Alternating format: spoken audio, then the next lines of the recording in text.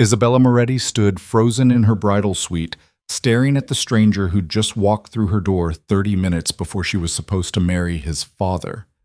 Luca d'Aquila leaned against the doorframe like he owned every inch of space between them, dark eyes traveling over her wedding dress with something that wasn't congratulations. "You don't have to do this," he said, voice low enough to feel dangerous. But she did. Her father had made sure of that. What she didn't expect was the way her pulse kicked when Luca smiled, sharp, knowing, devastating, like he could see straight through to the part of her that wanted to run. If you want to see how far this story of arranged marriage, forbidden desire, and dangerous choices goes, hit that like button and drop a comment with your city so I can see where you're watching from. The mirror in the bridal suite showed Isabella someone she barely recognized. The dress was beautiful, she'd give it that much. Ivory silk that caught the afternoon light, fitted bodice with delicate lace sleeves, a train that pooled behind her like spilled cream. Her dark hair had been swept up, pinned with pearl clips she'd never seen before. Probably cost more than her childhood home. She looked like a bride. She felt like a sacrifice. "Stop fidgeting." Maria, the woman assigned to prepare her, swatted Isabella's hand away from the neckline. "You'll wrinkle the fabric." Isabella dropped her hand. Wrinkles. Right.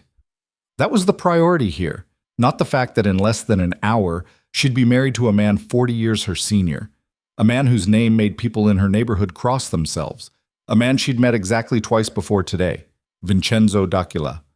Crime lord, power broker. The kind of man who didn't ask for things, he took them. And 6 months ago he'd decided he wanted a wife. Her father had been more than happy to provide one. "At least try to smile," Maria muttered, adjusting the veil. "You look like you're going to a funeral." "Aren't I?" Isabella's voice came out flat. Maria's hand stilled. For a second, something that might have been sympathy flickered across her weathered face. Then it was gone, replaced by the blank professionalism of someone who'd learned not to care. "That attitude won't help you. Best advice I can give? Be grateful. Vincenzo d'Aquila doesn't marry just anyone." Right. She should be grateful. Grateful her father had gambling debts he couldn't pay. Grateful he'd traded his daughter like currency. Grateful she got to wear a pretty dress while her life ended. Isabella turned away from the mirror.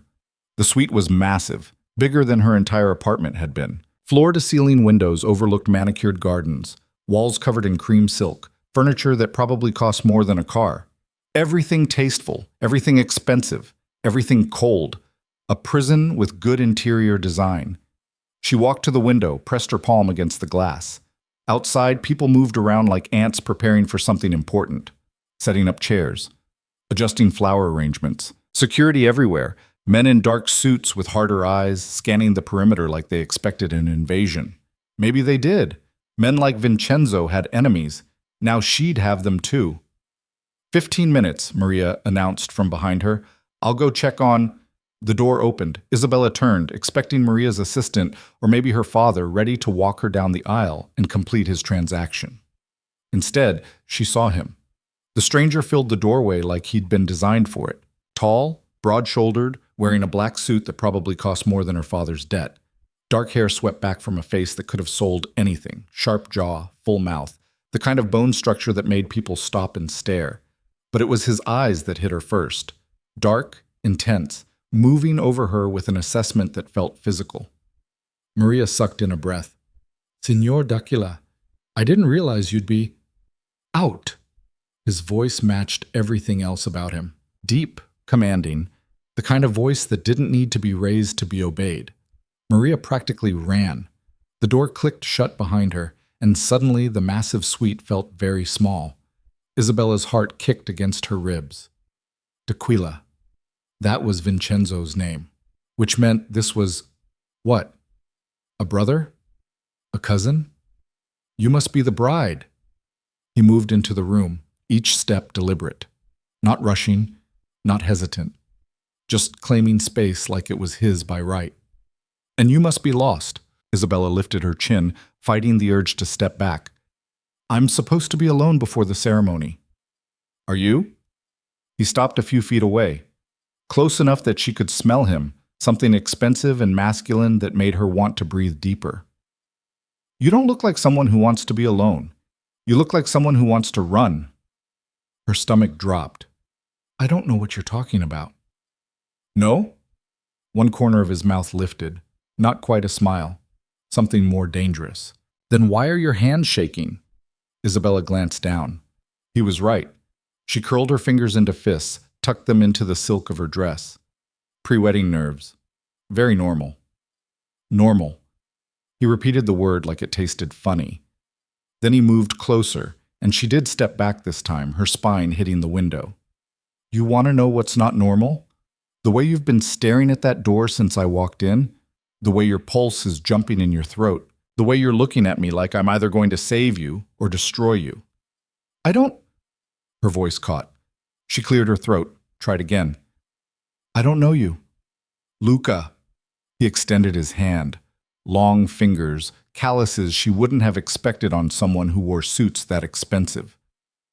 Luca Tequila. The name hit her like cold water. Tequila. Vincenzo's son. Oh. The word came out smaller than she intended. You're his son. Yeah. Luca's hand dropped when she didn't take it. He didn't look offended, just amused. Surprised?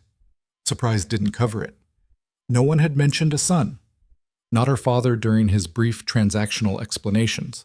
Not Maria during the hours of preparation. Not anyone. But looking at him now, she could see it. Something in the bone structure. The way he carried himself. That absolute certainty that the world would bend around him because it always had. Does he know you're here? Isabella managed. Does it matter? Luca tilted his head, studying her like she was a puzzle he was working out. You didn't answer my question. You didn't ask one. Sure I did. He leaned against the wall beside the window, too casual for the moment. Do you want to run? Yes. The answer screamed through her so loud she was surprised he couldn't hear it. Yes, she wanted to run, wanted to tear off this dress, grab whatever money she could find, and disappear into a city where no one knew her name or her father's debts. But wanting didn't matter. She'd learned that a long time ago. I can't, she said finally. Can't. He tested the word. Interesting choice. Not don't want to. Can't. They mean the same thing. They really don't. Luca pushed off the wall, moved closer again. This time she had nowhere to go, trapped between him and the window. He stopped just inside her personal space, close enough to feel dangerous, not close enough to be threatening. Can't means you would if you could. Don't want to means you've made peace with it. What's your point? My point. His eyes held hers, dark and unreadable. Is that you're about to marry my father, and you look like someone's leading you to an execution. So I'm asking, do you want to be here? The question was so direct, so brutally honest, that for a second she couldn't breathe. No one had asked her that. Not once in 6 months of arrangements and preparations, and her father's increasingly desperate explanations about family honor and obligations she didn't remember agreeing to. It doesn't matter what I want, she said quietly. It should. Should and does are different things too. Isabella looked away from him, back out the window. Easier than meeting those eyes. You should probably leave. Someone's going to wonder where I am. They know where you are. In your cage, getting ready to accept your sentence. Her jaw tightened. That's not... Isn't it? Luca's voice dropped lower. My father is 58 years old. You're what? 22? 23? 24. 24. He said it like the number proved his point. You know what he wants, right? It's not companionship. It's not love. It's not even really about you. Then what is it about? She turned back to face him, anger finally cutting through the numbness that had been her constant companion for months. If you know so much, tell me. Why did he pick me? What makes me so special that Vincenzo D'Aquila decided he needed to marry his best friend's daughter? Something flickered across Luca's face, something that looked almost like regret. You really don't know. Know what? He studied her for a long moment. Then impossibly, he smiled. Not the dangerous half-smile from before. Something softer, sadder. Nothing. Forget I said anything. You can't just... Isabella? The way he said her name made her forget what she was going to say. made her forget just for a second that this was her wedding day, that his father was waiting downstairs, that in 40 minutes she'd be someone's wife. You don't have to do this. Yes, I do. No. He reached out, and she should have pulled away, but she didn't. His hand cupped her jaw, thumb brushing her cheekbone. The touch was gentle, devastating. You don't. I could get you out of here right now. One word, and I'll have you anywhere you want to go. Different city, different country, anywhere. For a wild, reckless second, she believed him. Believed she could just say yes, and this stranger, this dangerous, beautiful stranger, would make it all go away. Then reality crashed back. And my father? Her voice cracked. What happens to him? Luca's hand dropped. Your father made his choices, and he'll pay for them, with his life. Isabella wrapped her arms around herself, suddenly cold despite the warm room. That's how this works, right? If I run, if I break the agreement, Vincenzo will kill him. Luca's voice held no judgment, just fact. Yeah, he would. So I can't run. She met his eyes, letting him see everything she usually kept locked down. The fear, the anger, the bone-deep exhaustion of carrying weight she never asked for. I can't leave him to die because of his mistakes. Even if I hate him for this. Even if I'll never forgive him, he's still my father. Something in Luca's expression shifted. Not pity. She would have hated pity. Something else. Understanding, maybe. Or respect. You're stronger than you look, he said quietly. I don't feel strong. No one who's actually strong does. He glanced toward the door, and she knew their time was running out. Someone would come looking soon. Maria, or a handler, or someone else whose job was to make sure she showed up where she was supposed to be. Can I ask you something? Isabella nodded, not trusting her voice. In another life. Luca's eyes found hers again.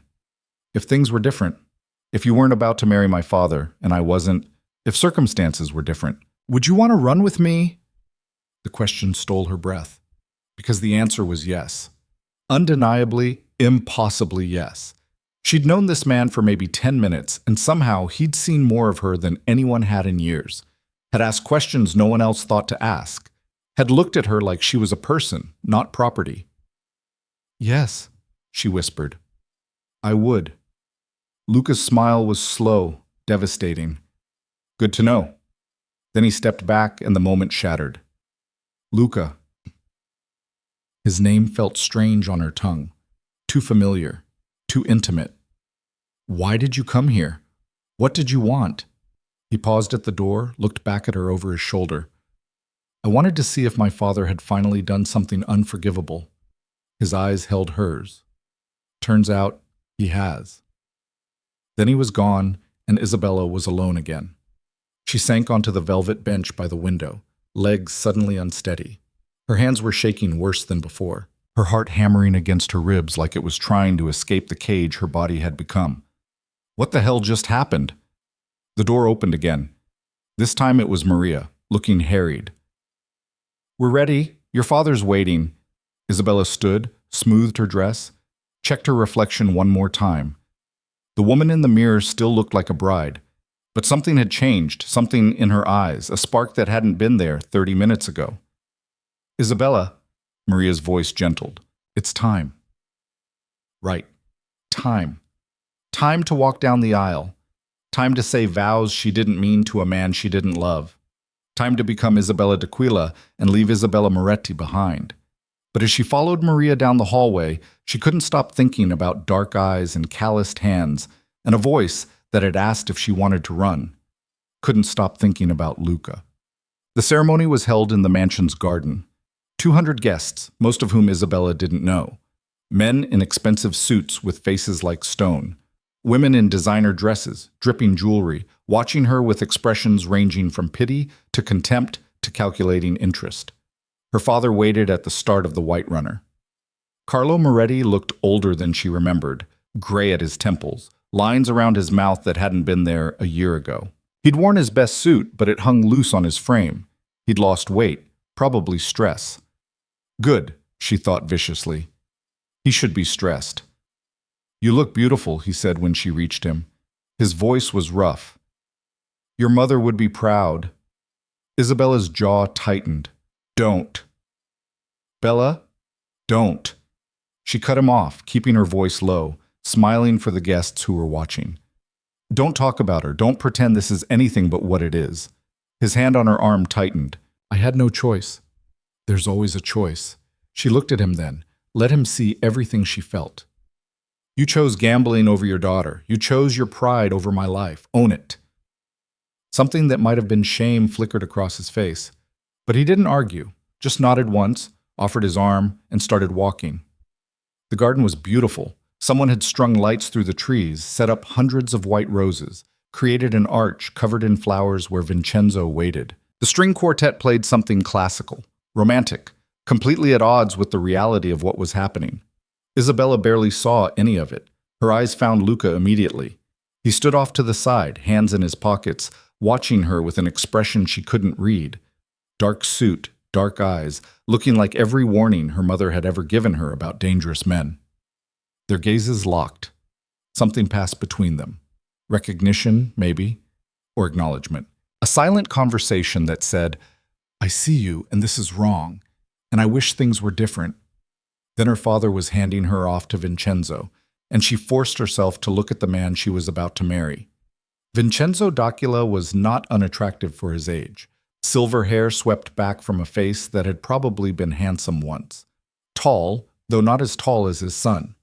Built like someone who'd been powerful and still carried the memory of it in his shoulders. His eyes were dark, like Luca's, but colder, assessing her like she was an acquisition, not a person. Isabella. His voice was surprisingly gentle. You look lovely. Thank you.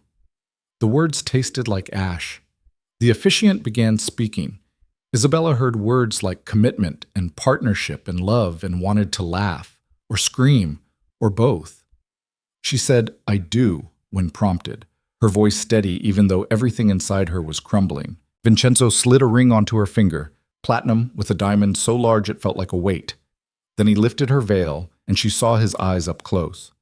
Saw the calculation there, the satisfaction, the complete lack of warmth. He kissed her, brief, chaste, claiming.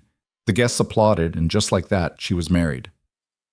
Isabella d'Aquila, 24 years old, new wife to a crime lord, absolutely, utterly trapped. The reception was held inside the mansion. Ballroom bigger than her old apartment building, crystal chandeliers, more flowers than seemed possible, food that probably cost more per plate than she used to make in a week. Isabella sat at the head table, Vincenzo on one side, empty space on the other. She was supposed to smile, supposed to look happy, supposed to play the role of blushing bride. She managed polite. That was the best she could do. Vincenzo barely spoke to her. He was too busy talking to the men who approached, thick-necked guys in suits who called him boss, and spoke in low voices about things she wasn't supposed to hear. Shipments and territories, and someone named Marco who needed to be handled. She sipped champagne she didn't taste and wondered if this was her life now. Sitting next to a man who treated her like furniture while he conducted business at their wedding reception. Dance with me. Isabella looked up. Luca stood beside this table, hand extended, that dangerous half-smile on his face. I don't think... She started. Go ahead.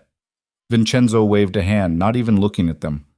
Let him have one dance. Keep the guests entertained. Luca's smile sharpened. How generous of you. Vincenzo's eyes cut to his son. Something passed between them, something cold and complicated that Isabella didn't understand.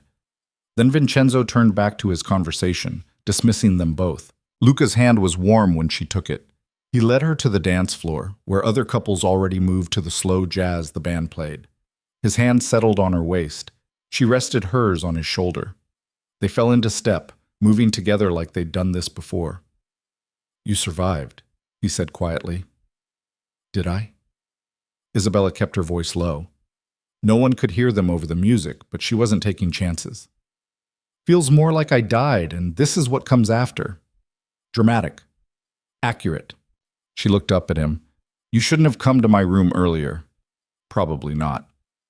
It made things harder. Did it? His hand tightened slightly on her waist.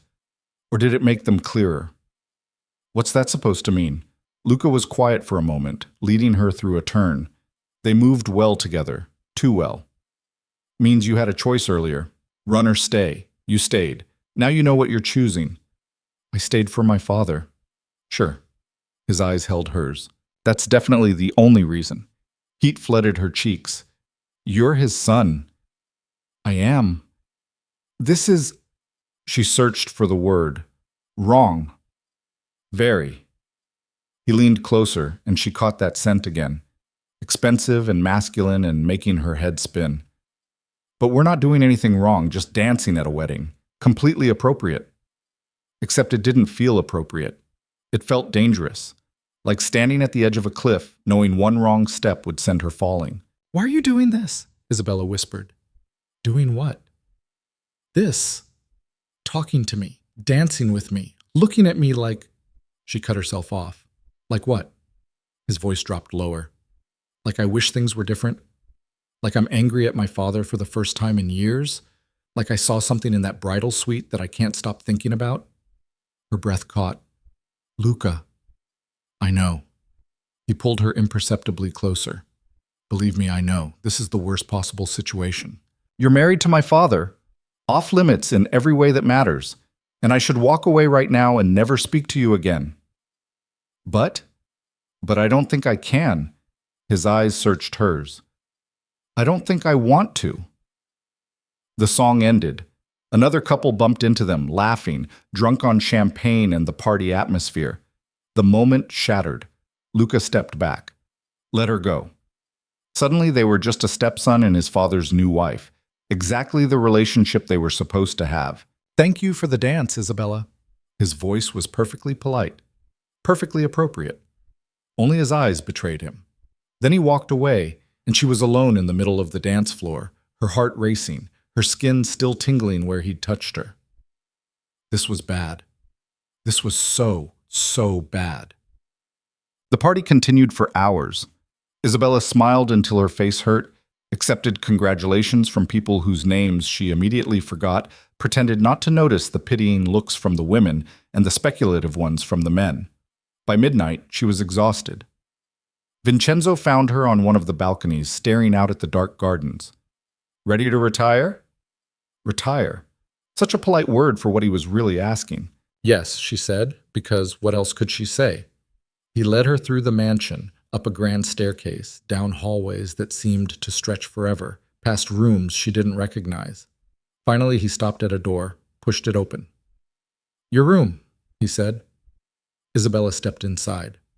The suite was massive, sitting area, bedroom visible through an archway, what looked like a walk-in closet and bathroom beyond, decorated in creams and soft blues, beautiful and impersonal.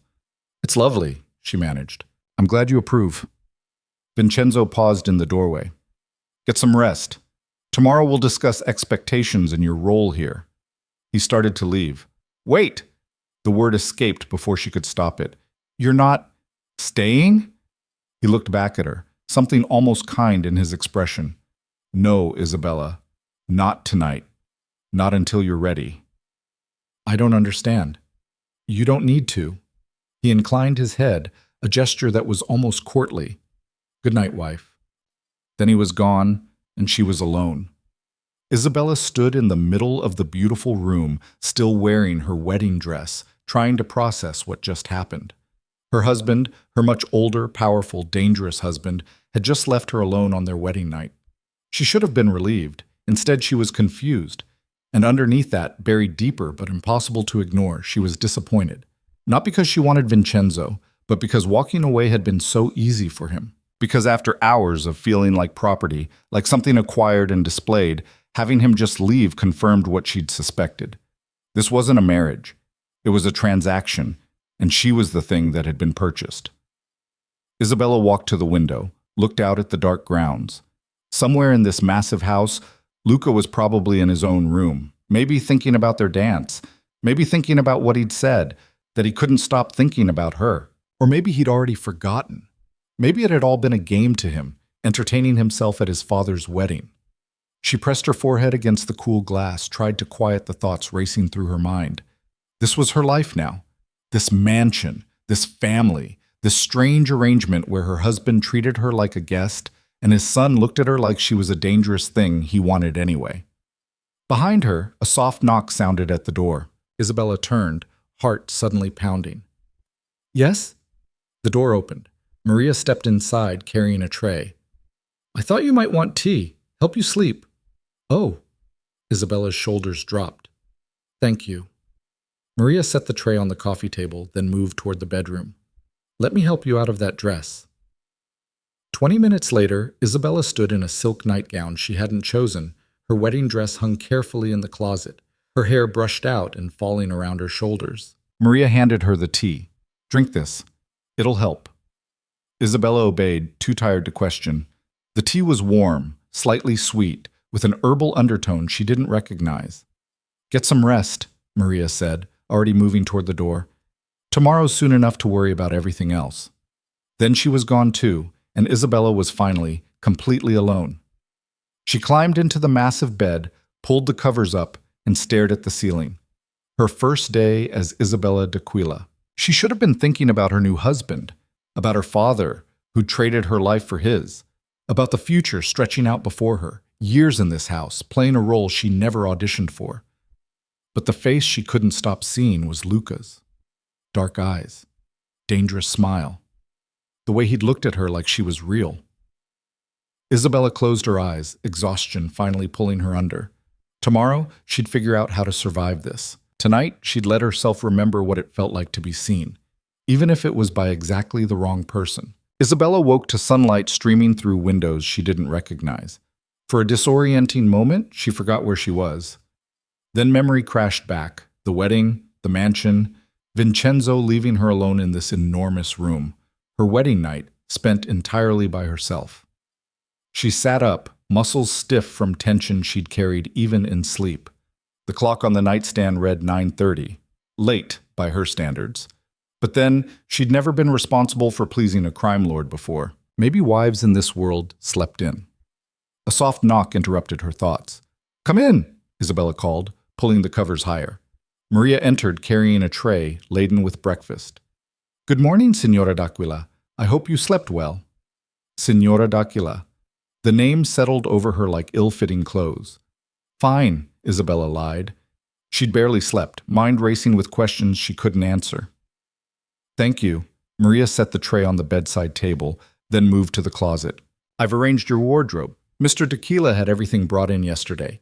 If anything doesn't fit or suit your taste, just let me know." Isabella stared at the coffee, the pastries, the fresh fruit arranged like art. "Where is he? My husband?" "Meeting in his office. He's there most mornings." Maria pulled out a dress, cream-colored, elegant, expensive. "He asked that you join him for lunch at 1. Until then, you're free to explore the house." Free. What a joke. After Maria left, Isabella forced herself to eat, though the food tasted like cardboard. She showered in the massive bathroom, all marble and gold fixtures, water pressure that felt like a luxury. The closet held more clothes than she'd owned in her entire life. Dresses, suits, casual wear, shoes organized by type and color. Everything in her size. Everything perfectly tailored. Someone had studied her, learned her measurements, made decisions about what she should wear. The thought made her skin crawl. She chose a simple dress, navy blue, fitted but not tight, hem just below her knees. Conservative enough to be appropriate, plain enough to disappear. Then she opened her door and stepped into the hallway. The mansion was quieter during the day. No guests, no party noise, just the ambient sounds of a house this size, distant voices, footsteps somewhere above, the hum of expensive everything keeping everything running. Isabella walked, trying to map the space. Long hallways with paintings she didn't recognize. Rooms that opened into other rooms, each more elaborate than the last. A library with floor-to-ceiling shelves, a dining room that could seat 40, a sitting room with furniture that looked like it belonged in a museum. She found the garden where they'd held the ceremony. In daylight, it looked different. Beautiful still, but less magical. Just flowers and grass and the wedding arch already being dismantled by men in work clothes. Exploring! Isabella spun around. Luca stood in the doorway leading back inside, coffee cup in hand, wearing jeans and a black t-shirt that made him look younger, less dangerous, though the danger was still there in his eyes.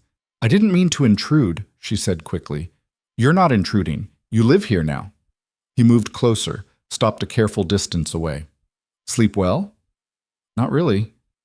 Yeah, me neither. He took a sip of his coffee, studying her over the rim. The tea didn't help? Isabella frowned. How did you know about the tea? Maria makes it for everyone their first night here. Some herbal thing that's supposed to calm nerves. His mouth twisted. Though I'm guessing your nerves had more than one cause. She didn't answer, couldn't, without admitting that he'd been part of what kept her awake. Where's your father? The question came out sharper than she intended. Shouldn't you be in his meetings or whatever it is you do? I don't do meetings. Luca leaned against the door frame, too casual again, like he was deliberately trying to look unthreatening. That's his world. I handle other things. What things? Things I don't talk about with my father's wife. The words stung, though they shouldn't have. That's what she was. His father's wife. The title that defined every interaction they'd have from now on. Right, Isabella said tightly. Of course.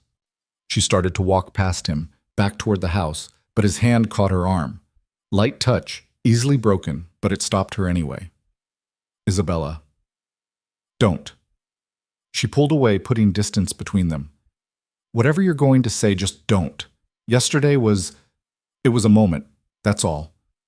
We both know this can't happen. I wasn't going to. He stopped, ran a hand through his hair. Frustration clear on his face. I was going to warn you. That got her attention. Warn me about what? My father's having people over tonight. Business associates. Some of them are. He seemed to be choosing his words carefully. They're not good men, even by our family's standards. They're going to look at you differently now. Test boundaries. Try to figure out if you're protected or just decoration. Isabella's stomach tightened. And which am I? That's what they'll be trying to find out. Luca's eyes held hers. My father doesn't show affection publicly. He won't defend you with words. He'll expect you to handle yourself, show strength, make it clear you're not available for their games. How am I supposed to do that? Stay close to him. Don't accept drinks from anyone else. Don't let yourself be alone with any of them. He paused. And if someone crosses a line, you tell me immediately. Why would I tell you? Something flickered in his expression. Because my father won't handle it the way you'd want. He'll make an example, sure, but it'll be political, strategic. I'll just make them disappear. The casual way he said it should have scared her. Maybe it did. But there was also something reassuring about it, knowing someone in this house would actually protect her, not just her value. Thank you, she said quietly. For the warning. Don't thank me yet. Luca pushed off the doorframe. Tonight's going to be rough. These men eat weakness for breakfast. You need to be ready. I'm tougher than I look. I know. His smile was brief, genuine. I saw that yesterday. When you chose your father's life over your freedom. That took guts. Or stupidity. Maybe both. He started to walk away, then looked back. One more thing. Whatever happens tonight, remember, you're a D'Aquila now. That name means something. Use it. Then he was gone, and Isabella was alone again with nothing but churning anxiety about what the evening would bring. She spent the rest of the morning exploring, finding the kitchen where staff moved around her like she was invisible. A gym that looked like it belonged in a luxury hotel. A movie room with seating for 20. Every room more evidence of wealth she couldn't fathom. At 1 o'clock, she found her way to Vincenzo's office. The door was open. He sat behind a massive desk, reading something on a tablet, silver hair catching the afternoon light. He looked up when she knocked, waved her in. Isabella, good. Have a seat. She sat in the leather chair across from him, hands folded in her lap, waiting. Vincenzo set down the tablet, studied her with those cold, dark eyes. How are you settling in? Fine, she said, because what else could she say? I hate it here. I want to leave. Your son looks at me like I'm something he shouldn't want, and I can't stop thinking about it. Good. He leaned back in his chair. I want to discuss expectations. Your role in this household. All right. First, you'll attend functions with me. Dinners, parties, business events. You'll be charming, appropriate, and you won't ask questions about what you hear. He ticked items off like he was reading a grocery list. Second, you'll manage the household staff. Maria will help, but the final decisions are yours. Third, you'll be available when I need you. Available for what? Companionship, conversation, whatever I require. His expression didn't change. Is that clear? It was clear as mud, actually, but Isabella nodded anyway. Yes. Good. He stood, moved to the window. I know this isn't what you wanted. Your father's debts forced both our hands, but I intend to make this arrangement tolerable for you. Tolerable? She couldn't keep the bitterness out of her voice. Yes. He turned to face her. I don't expect love, Isabella. I'm not a fool, but I do expect loyalty, discretion, and obedience. Give me those things, and I'll give you comfort, security, and freedom within certain boundaries. What boundaries? You don't leave without permission. You don't speak to certain people. You don't involve yourself in business that doesn't concern you. He moved closer, sat on the edge of his desk. And you don't embarrass me, ever. Are we clear? Crystal clear. She was a prisoner with nice furniture. Yes, Isabella said. We're clear. Excellent. He checked his watch. We're having guests tonight. Wear something elegant, but not provocative. I'll expect you downstairs at 7. It wasn't a request. Isabella stood, smoothed her dress. Is there anything else? No, you're dismissed. She left his office, fury simmering under her skin. Dismissed, like she was staff, like she was nothing. The afternoon dragged. Isabella tried to read in the library, but couldn't focus. Tried to watch television in one of the sitting rooms, but the news just made her angry. All these people living normal lives while hers had been traded away. Around 6, Maria appeared to help her dress for dinner. The gown was stunning. Emerald green silk that hugged her curves, neckline that showed just enough, back that dipped low, diamond earrings that probably cost more than her father's house, hair swept up in an elegant twist, makeup that made her look sophisticated, untouchable. She looked like someone's trophy wife. She supposed that's exactly what she was. At 7 sharp, Isabella descended the grand staircase. Voices drifted from the dining room, male laughter, the clink of glasses, the ambient sound of powerful men gathering. Vincenzo waited at the bottom of the stairs. His eyes traveled over her, assessing. Good. You look appropriate. High praise, apparently. He offered his arm. She took it. They entered the dining room together. 12 men sat around the table, all in expensive suits, all watching her with varying degrees of interest. Isabella recognized a few faces from the wedding. The rest were strangers. Gentlemen, Vincenzo announced, my wife, Isabella. A chorus of greetings, appreciative looks that made her skin crawl. One man, thick neck, cruel mouth, eyes that lingered too long, actually licked his lips. Isabella lifted her chin, channeled every ounce of strength she had. Good evening. Vincenzo led her to her seat, right next to him at the head of the table. Luca sat further down, his expression carefully neutral. Their eyes met briefly. His jaw was tight. Dinner began. The food was incredible. Multiple courses, each more elaborate than the last. The conversation was dangerous. These men spoke in code, references to shipments and territories and people who'd caused problems that had been resolved. Every few minutes, someone would make a joke and they'd all laugh, and Isabella would smile politely while her stomach churned. The man with the cruel mouth sat across from her. His name was Sal, apparently. He kept staring, kept finding excuses to speak directly to her. So, Isabella, he dragged out her name like he was tasting it. How does it feel being married to the most powerful man in the city? I'm very fortunate, she said evenly. Fortunate. He grinned. That's one word for it. You know what I think? I think you're smart, marrying up, trading that little apartment in the old neighborhood for all this. Her fingers tightened on her fork. I didn't... Sal. Vincenzo's voice cut through the conversation like a blade. Perhaps we should discuss business instead of my wife's living arrangements. Sal's grin widened, but he backed off. Of course, boss, just making conversation. The meal continued. Isabella barely ate, too aware of eyes on her, of the undercurrent of violence in every conversation. These men were predators, and she was something they wanted to test. After dinner, they moved to the sitting room for drinks. Isabella tried to stay close to Vincenzo like Luca had warned, but the room was large and men kept circulating, pulling her husband aside for private conversations. She found herself near the windows, pretending to admire the view, when Sal appeared at her elbow. All alone? He was too close. She could smell his cologne, heavy, cloying. That's not right. Pretty thing like you shouldn't be by yourself. I'm fine. Isabella stepped away. I was just... Have a drink with me. He pressed a glass into her hand.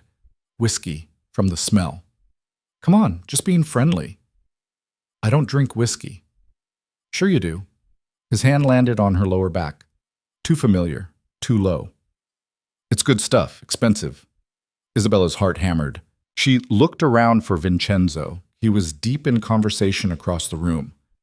For Luca, nowhere to be seen. For anyone who might help. I really don't... You're being rude. Sal's voice dropped, hand pressing harder. Vincenzo's wife should be more hospitable, unless you think you're too good for us now. The threat was clear. Refuse, and she'd insult not just him but the entire group. Make her husband look weak, create problems she didn't understand but knew would be bad. Her mind raced, searching for a way out that wouldn't blow up in her face.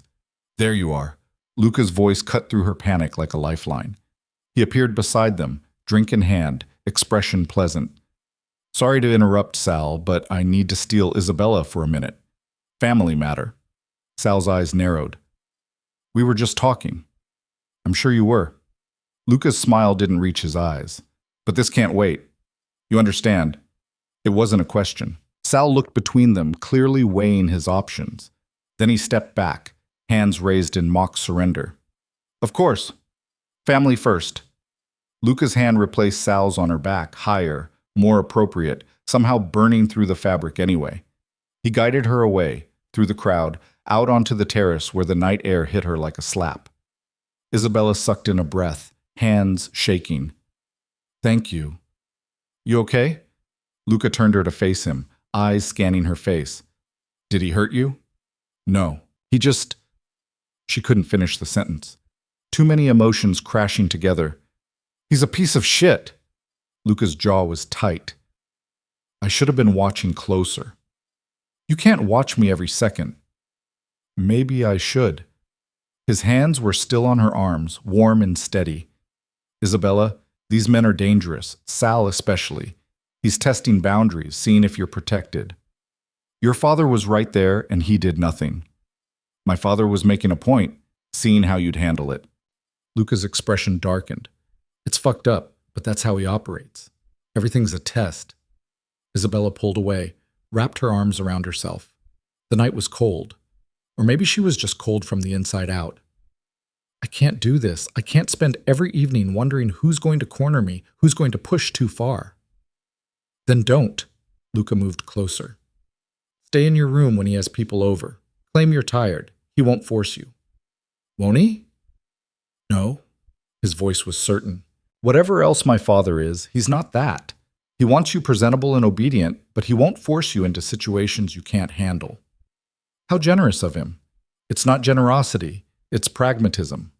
Luca leaned against the terrace railing. You're more valuable to him calm and cooperative than traumatized and rebellious. I'm valuable, she laughed, bitter. Like property. In his world, yes. He looked at her, something raw in his expression, but not in mine. The air between them shifted, charged, dangerous. Isabella should have gone back inside, should have put distance between them, should have remembered that this man was her stepson, that every moment alone with him was a risk she couldn't afford. Instead, she stayed. Luca. His name came out quieter than she intended. What are we doing? Talking. No. She shook her head. We're not just talking. We haven't been since you walked into my room yesterday. So what is this? He was quiet for a long moment. Then, I don't know. That's not an answer. It's the only honest one I have. He pushed off the railing, closed the distance between them. I don't know what this is. I just know I can't stop thinking about you. Can't stop seeing you in that wedding dress, looking like you wanted to run. Can't stop wanting to give you a way out. There is no way out. I know. His hand came up, cupped her jaw like he'd done yesterday. Doesn't change what I want. Isabella's breath caught. We can't. I know that too. Then why? Because I'm selfish. His thumb brushed her cheekbone. Because for the first time in years, I want something I can't have. And because when I look at you, I see someone who deserves better than this life. Stop. The word came out broken. You have to stop. Why? Because. She grabbed his wrist, pulled his hand away, even though everything in her wanted to lean into his touch. Because I'm married to your father, because this is wrong, because if anyone finds out, they'll kill both of us. Probably. He didn't sound particularly concerned. Luca, I'm serious. Whatever this is, it has to stop. We can't do this. You're right. He stepped back, creating distance that felt like miles. We can't. I'll stay away from you. Make this easier. She should have been relieved, should have felt grateful he was being reasonable. Instead, she felt hollowed out. Good, Isabella managed. That's good. Isabella, Vincenzo's voice called from inside. Come. There's someone I want you to meet. Back to reality, back to her role. Isabella straightened her shoulders, smoothed her dress. I should go. Yeah. Luca's expression was unreadable. You should. She walked past him, back into the house, back into the lion's den of dangerous men and dangerous games. Vincenzo pulled her to his side, introduced her to someone whose name she immediately forgot, started explaining some business arrangement she wasn't supposed to understand. Through it all, she felt Luca's eyes on her. When she finally glanced back at the terrace, he was gone. The evening finally ended around midnight. The men left in expensive cars with tinted windows. Vincenzo retired to his office for a phone call he said couldn't wait. Maria appeared to help Isabella out of her dress. You did well tonight, the older woman said as she unzipped the gown. First dinner with the family is always difficult. That was family? Isabella stepped out of the dress, pulled on a robe. Close enough. Maria hung the gown carefully. Those men control territory from here to the coast. They're allies, partners. The closest thing people like the D'Aquilas have to family. They're terrifying. Yes, Maria's expression softened slightly. But they're not your concern. You just need to show up, look pretty, and keep your mouth shut. You did that perfectly. Such high praise. Isabella managed a smile. Thank you. After Maria left, Isabella stood at her window, looking out at the dark grounds. Somewhere in this mansion, Luca was in his room, maybe thinking about their conversation, maybe regretting what he'd said. Maybe, like her, lying awake and wondering how they'd survive this. Her phone buzzed. The new one that had been waiting for her this morning, already set up, already programmed with the number she was allowed to call. One new message. Unknown number. She opened it. I meant what I said. I'll stay away. But if you ever need me, I'm here. No signature. But she knew. Isabella stared at the message for a long time. Then she deleted it, turned off her phone, and climbed into bed. Tomorrow, she'd figure out how to be Isabella D'Aquila, how to survive dinners with predators and a husband who treated her like furniture, how to exist in this house without losing herself completely. Tonight, she'd let herself feel the loss of something that had never been hers to begin with. The days that followed developed a rhythm. Vincenzo was busy, gone most days, home for dinner, disappearing into his office afterward. Isabella managed the household like he'd instructed, making decisions about menus and schedules and repairs that needed to be done. Maria helped, though her help felt more like supervision. Luca kept his word. He stayed away. She'd see him occasionally, passing in hallways, at dinners when Vincenzo had guests, once in the garden when she'd thought she was alone. But he never approached, never spoke beyond polite greetings, never looked at her longer than appropriate. It should have made things easier. It didn't. 2 weeks after the wedding, Isabella was having coffee in the morning room when Vincenzo appeared. Unusual. He was normally gone by 8. I need to go out of town, he announced without preamble. Business in Chicago. I'll be gone 3 days. All right. She set down her cup. Do you need me to do anything while you're away? No, just stay here. Don't go anywhere without security. He paused. Luca will be here if you need anything. Her heart did something stupid. I'm sure I'll be fine. Nevertheless, Vincenzo checked his watch. I'm leaving in an hour. I'll see you when I return. Then he was gone, and Isabella was left with the knowledge that she'd be alone in this mansion with Luca for 3 days. She told herself it didn't matter. They'd been avoiding each other successfully. 3 days would be no different. She was wrong. That first evening, without Vincenzo, Isabella ate dinner alone in the formal dining room. The table stretched endlessly, place settings for 20 reduced to just 1 at the head. Maria had served her in silence, then disappeared, leaving Isabella with roasted chicken she couldn't taste and wine she barely touched. She was pushing food around her plate when footsteps echoed from the hallway. Luca appeared in the doorway, stopped when he saw her. "Sorry, didn't realize you'd still be eating." Not really." Isabella set down her fork. "Just pretending." He hesitated, clearly debating whether to leave. Then he moved to the sideboard, poured himself a drink. Whiskey, straight. He took a long swallow, still standing. The silence stretched uncomfortable. "You can sit," Isabella said finally. "If you want. It's a big table." "I don't think that's a good idea." "Because we might talk?" She heard the edge in her voice, couldn't quite smooth it out. "We live in the same house, Luca. We're going to run into each other." "Running into each other is different from having dinner together." "Why? Because it might be too close to normal? Too close to what we can't have?" His jaw tightened. "Something like that." Isabella stood abruptly, chair scraping against marble. "I'm going to my room. Enjoy your drink." She made it 3 steps before his voice stopped her. "Isabella, wait." She turned. He was still by the sideboard, drink in hand, looking at her with an expression she couldn't read. "I'm trying to do the right thing here," he said quietly. "Staying away from you, not making this harder than it has to be." "I know. But you're angry about it." "I'm not." She stopped, forced herself to be honest. "Maybe I am. Is that allowed? Or is that another thing I'm supposed to keep locked down?" "You can feel however you want." "Can I?" The words came out sharper than intended. "Because it seems like I can't feel anything in this house. Can't be angry at my father for selling me. Can't be scared of the men who look at me like meat. Can't be lonely even though I'm surrounded by people. And I definitely can't—" She cut herself off. "Can't what?" "Nothing." Isabella turned away again. "Forget it. Can't be attracted to me?" His voice was low, rough. "Is that what you were going to say?" Her breath caught. She should have denied it, should have laughed it off, should have done anything except stand there with her back to him, heart pounding, unable to form words. "That's what I thought." Footsteps approached. She felt him stop behind her, close enough that his presence raised every nerve ending. "You think I don't feel it too? Every time we're in the same room? Every time I see you playing the perfect wife to my father?" "Don't." The word came out strangled. "I'm trying to be noble here, Isabella. Trying to give you space. But you keep looking at me like—" "Like what?" She spun to face him. "Like I'm trapped in a marriage I didn't choose with a man who treats me like property, while his son is the only person in this entire place who sees me as human? Yeah, guilty. I look at you like that because it's true." "You don't know what you're saying." "I know exactly what I'm saying." Something in her snapped.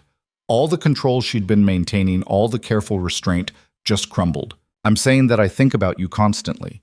That I haven't slept properly since the wedding because every time I close my eyes I see you in that doorway telling me I didn't have to do this. That you offered me a way out and I was too much of a coward to take it." "That wasn't cowardice. What would you call it? I chose my father's life over my own freedom. I married a man I don't love to save someone who sold me like livestock. And now I'm stuck here in this beautiful prison wanting something I can never have." Her voice broke. "So yes, I'm angry. At you, at him, at myself. I'm angry all the time and I don't know what to do with it." Luca stared at her, something raw and dangerous in his expression.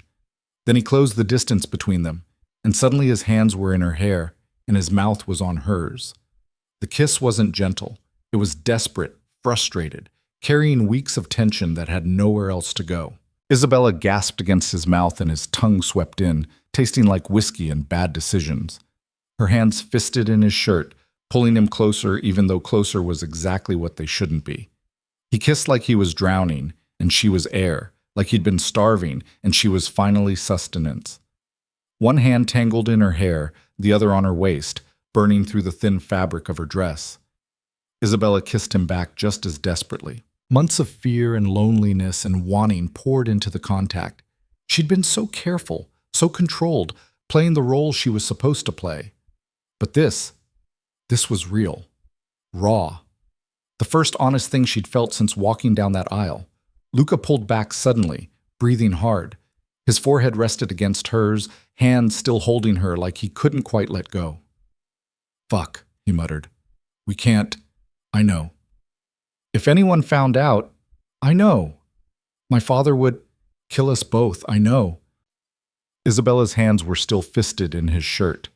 She should have let go, should have stepped away. But he's not here. "Isabella." Her name was a warning. "Don't." "Don't what? Don't want you?" Too late. She looked up at him, saw her own want reflected back. "Don't act on it?" Also too late. "One kiss, that's all this was. We can stop now, pretend it didn't happen." "Can you?" she challenged. "Can you pretend? Because I can't. I've been pretending for weeks and it's killing me." His grip tightened on her waist. "You don't know what you're asking." "Then tell me. Tell me what I'm asking for." "Everything." The word came out rough. "You're asking for everything I can't give you. A future we can't have, a life that doesn't exist." "I'm not asking for the future." Isabella's voice dropped. "I'm asking for now, tonight. 3 days while he's gone, and we can pretend the rest of the world doesn't exist." That's insane. Probably. She wasn't going to argue. It was insane, dangerous, possibly suicidal. But I've been trapped in my head for so long, playing the good wife, the obedient daughter. I need something real, even if it's just for a little while. Luca closed his eyes, jaw working. She could see him fighting it, fighting her, fighting himself. Then his eyes opened, dark and decided. 3 days, he said, voice low. And then we go back to strangers, no matter how hard it is. Agreed? Relief and terror flooded her in equal measure. Agreed. If anyone asks, you stayed in your room while he was gone. We never spoke. Understood. Understood. And Isabella, he cupped her face, thumbs brushing her cheekbones. I can't promise gentle. I can't promise easy. All I can promise is honest. That's all I want. He kissed her again, and this time there was no hesitation. Just heat and want, and two people who'd been holding back finally letting go. His hands were everywhere, her hair, her back, her hips. Like he couldn't get enough. She matched him, fingers sliding under his shirt to find warm skin and hard muscle. Not here, he muttered against her mouth. Staff could walk in. Right, staff, cameras. A dozen ways this could blow up in their faces. Where? My room, 3rd floor, west wing. No cameras, no interruptions. He pulled back enough to look at her. You sure about this? No. She wasn't sure about anything except that standing here debating was going to make her lose her nerve. Show me, Isabella said. They moved through the mansion like thieves, avoiding the main hallways where staff might see. Luca led her up a back staircase she hadn't known existed, down a corridor that looked unused. His room was at the end, larger than hers, decorated in dark woods and darker colors. He locked the door behind them. For a moment, they just stood there, the weight of what they were about to do settling over them like fog. This wasn't just crossing a line, this was obliterating it. There'd be no going back after this. Last chance, Luca said quietly. Walk away now, and we can still... Isabella kissed him, swallowing whatever rationalization he was about to offer. She didn't want rational, didn't want careful or considered or smart. She wanted to feel something other than trapped. He responded immediately, hands sliding down her back to find the zipper of her dress. The sound of it lowering seemed impossibly loud in the quiet room. Cool air hit her skin as fabric fell away. She stepped out of the pooled silk, suddenly aware she was standing in front of him in nothing but underwear and heels. Luca's eyes traveled over her slowly, thoroughly, like he was memorizing every detail. You're beautiful, he said, voice rough. Don't. Isabella shook her head. Don't make this romantic. That's not what this is. What is it then? Survival? The truth felt stark, honest. I'm drowning in that house, in this life. You're the only thing that feels real. Something in his expression shifted, understanding maybe, or recognition. He pulled his shirt over his head, tossed it aside. Then let's be real. What followed wasn't careful or pretty. It was desperate and messy and more honest than anything Isabella had experienced. Luca touched her like she was something precious and dangerous at once.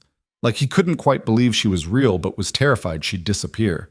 She touched him back with equal desperation, mapping scars she'd only imagined, finding places that made him gasp, learning the shape of him. Every kiss, every touch felt like claiming something that had never been hers but that she wanted anyway. When he finally pushed inside her, Isabella gasped at the sensation, pleasure and pressure and something that felt dangerously close to belonging. His forehead pressed against hers, breathing ragged, giving her time to adjust. "Okay?" he managed. "Yes." She wrapped her legs around him, pulled him deeper. "Don't stop." He didn't.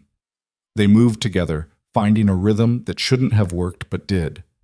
Fast, then slow, gentle, then rough, chasing something neither of them could name. The room filled with sounds Isabella had never made before, gasps and moans, and his name falling from her lips like prayer. When she came, it felt like breaking apart and being put back together wrong. Or maybe right for the first time. Luca followed seconds later, her name a curse and benediction rolled into one. After, they lay tangled in sheets that smelled like him, hearts still racing, reality creeping back in around the edges. "We're terrible people," Isabella said finally. "Yeah." Luca's hand traced patterns on her bare shoulder. "We really are." "Your father. I don't want to think about him right now." "We have to, eventually." "Eventually." He pulled her closer, tucked her against his side. "Not now." Isabella closed her eyes, let herself have this moment. Tomorrow they'd deal with consequences. Tomorrow she'd remember why this was wrong. Tomorrow she'd go back to being the dutiful wife who pretended she didn't want her husband's son. But tonight she was just Isabella. And for the first time since the wedding, that was enough. She woke hours later to moonlight streaming through unfamiliar windows and panic clawing at her chest. For a confused second, she didn't know where she was. Then memory flooded back. Luca's room, Luca's bed, what they'd done, what she'd done. Isabella sat up carefully, trying not to wake him. She needed to think, needed to process, needed to figure out how she was supposed to survive what came next. "You okay?" Luca's voice, sleep rough, came from beside her. "No." Honesty felt safer than lies right now. "Not really." He sat up, sheet pooling at his waist. In the moonlight, he looked younger, less dangerous. Just a man who'd made the same stupid choice she had. "Regrets?" "I don't know yet." Isabella pulled her knees to her chest. "Ask me in the morning." "It is morning." 3 a.m., but still morning. "Then ask me when the sun's up and reality feels real again." Luca was quiet for a moment. Then, "For what it's worth, I don't regret it." "You should." "Probably." His hand found hers in the dark. "But I don't." Isabella looked at their intertwined fingers. His were larger, rougher, calloused in ways that spoke to violence she'd only guessed at. Hers were small, soft, still wearing the wedding ring his father had given her. The ring. She pulled her hand away, twisted the platinum band off her finger. It felt heavier than it should, carrying weight that had nothing to do with the metal. "I can't wear this," she said quietly. "Not right now. Not after—" "I get it." Luca didn't argue. "But you'll have to put it back on eventually." "I know." She set the ring on the nightstand away from her. "Just not tonight." They sat in silence, both aware the clock was ticking. 3 days. That's what they'd agreed to. 72 hours to be something other than what they were. Then back to reality. "What happens when he comes back?" Isabella asked. "You go back to being his wife. I go back to being his son who stays away from you." "Just like that?" "It has to be." Luca's voice was flat. "There's no other option." "What if I can't?" The fear she'd been holding back finally broke through. "What if I can't go back to pretending after this? Then we're both dead." Brutal honesty. No sugarcoating. My father doesn't forgive betrayal, especially not from family. Isabella wrapped her arms around herself, suddenly cold despite the warm room. "This was a mistake." "Maybe." He shifted, moving closer. Or maybe it was inevitable. We were circling each other from the moment I walked into that bridal suite. That doesn't make it right. Nothing about this situation is right. His hand found her shoulder, warm and steady. Your father sold you. My father bought you. You're trapped in a marriage you didn't choose. None of that's right, so why should this be different? Because this could get us killed. So could a dozen other things in this life. Luca turned her to face him. You know what my father does, right? The business he runs? People die because of decisions he makes every single day, and somehow that's acceptable. That's just how things work. But this, two people who actually want each other, this is the crime that deserves punishment? Isabella didn't have an answer for that. The logic was twisted, but it made a horrible kind of sense. I should go back to my room, she said instead. You should. He didn't let go of her shoulder. But you don't have to. Not yet. Luca, I'm not asking for forever, Isabella. I know that's not possible. I'm just asking for now. For these 3 days where we can pretend we're normal people who met under normal circumstances. His eyes held hers. Is that really so wrong? It was wrong in every way that mattered. Wrong morally, wrong practically, wrong in ways that would get them both killed if anyone found out. But sitting here in the dark with him, feeling seen for the first time in weeks, it didn't feel wrong.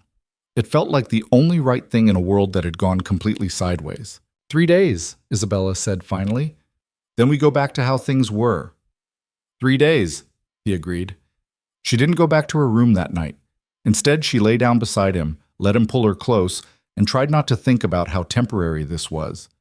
How in 72 hours she'd have to pretend this never happened. How she'd have to look at Vincenzo and smile and play the dutiful wife while remembering what his son's hands felt like on her skin. Sleep came eventually, though it was restless and full of dreams she couldn't quite remember when morning arrived. The next day and a half passed in a blur of stolen moments. They were careful. Isabella stayed in her wing during the day when staff was around, only sneaking to Luca's room after dark when the mansion was quiet. They ate meals separately, maintained the fiction that she was simply hiding in her room while Vincenzo was gone. But the nights were theirs. They talked more than she expected. Lying in his bed, wrapped in sheets and darkness, conversation flowed easier than it should have. He told her about growing up in the organization, watching his father build an empire on violence and fear. About the first time he'd killed someone at 17, how it had changed him. About the woman he'd almost loved once, before his father had decided she was a liability and made her disappear. Isabella told him about her mother, dead from cancer when she was 12, about her father's slow descent into gambling and debt, about the apartment they'd lost, the collectors who'd started showing up, the night her father had come home and announced she was getting married. Did you fight it? Luca asked. At first. Isabella's fingers traced patterns on his chest. But what was the point? He'd already made the deal. Already taken money from your father. If I refused, Vincenzo would have killed him. So I stopped fighting and started surviving. That's more than survival, though. That's sacrifice. Is there a difference? Yeah. He caught her hand, held it against his heart. Survival is what you do for yourself. Sacrifice is what you do for someone else, even when they don't deserve it. Isabella didn't respond. Couldn't, really, because he was right. Her father didn't deserve what she'd given up for him. Didn't deserve her protection, or her loyalty, or the years she'd just traded away. But he was still her father, and some debts couldn't be calculated or rationalized. They just were. On the second night, Luca cooked dinner. Real food, not the elaborate courses the staff prepared. Just pasta and sauce and garlic bread, eaten at the counter in his small kitchen while they pretended they were normal people having a normal evening. You cook? Isabella couldn't hide her surprise. Don't sound so shocked. He twirled pasta on his fork. I lived alone for years before moving back here. Had to learn or starve. I just didn't picture. She gestured vaguely at him. Someone like you cooking. Someone like me. His mouth quirked. You mean a criminal? I mean dangerous. Dangerous people need to eat too. He took a bite, watching her. Try it, it's not poisoned. She did. It was good. Better than good, actually. Simple but well made, the kind of food that felt like comfort. This is nice, Isabella said softly. Yeah. Luca's expression was unreadable. It is. They finished eating in comfortable silence. Then he pulled her onto his lap, kissed her slow and deep, and carried her back to bed where he took his time showing her exactly how dangerous he could be when he wanted something. The third day arrived too quickly. Isabella woke knowing Vincenzo would be back that evening, that this stolen time was almost over. The knowledge sat heavy in her chest, making it hard to breathe.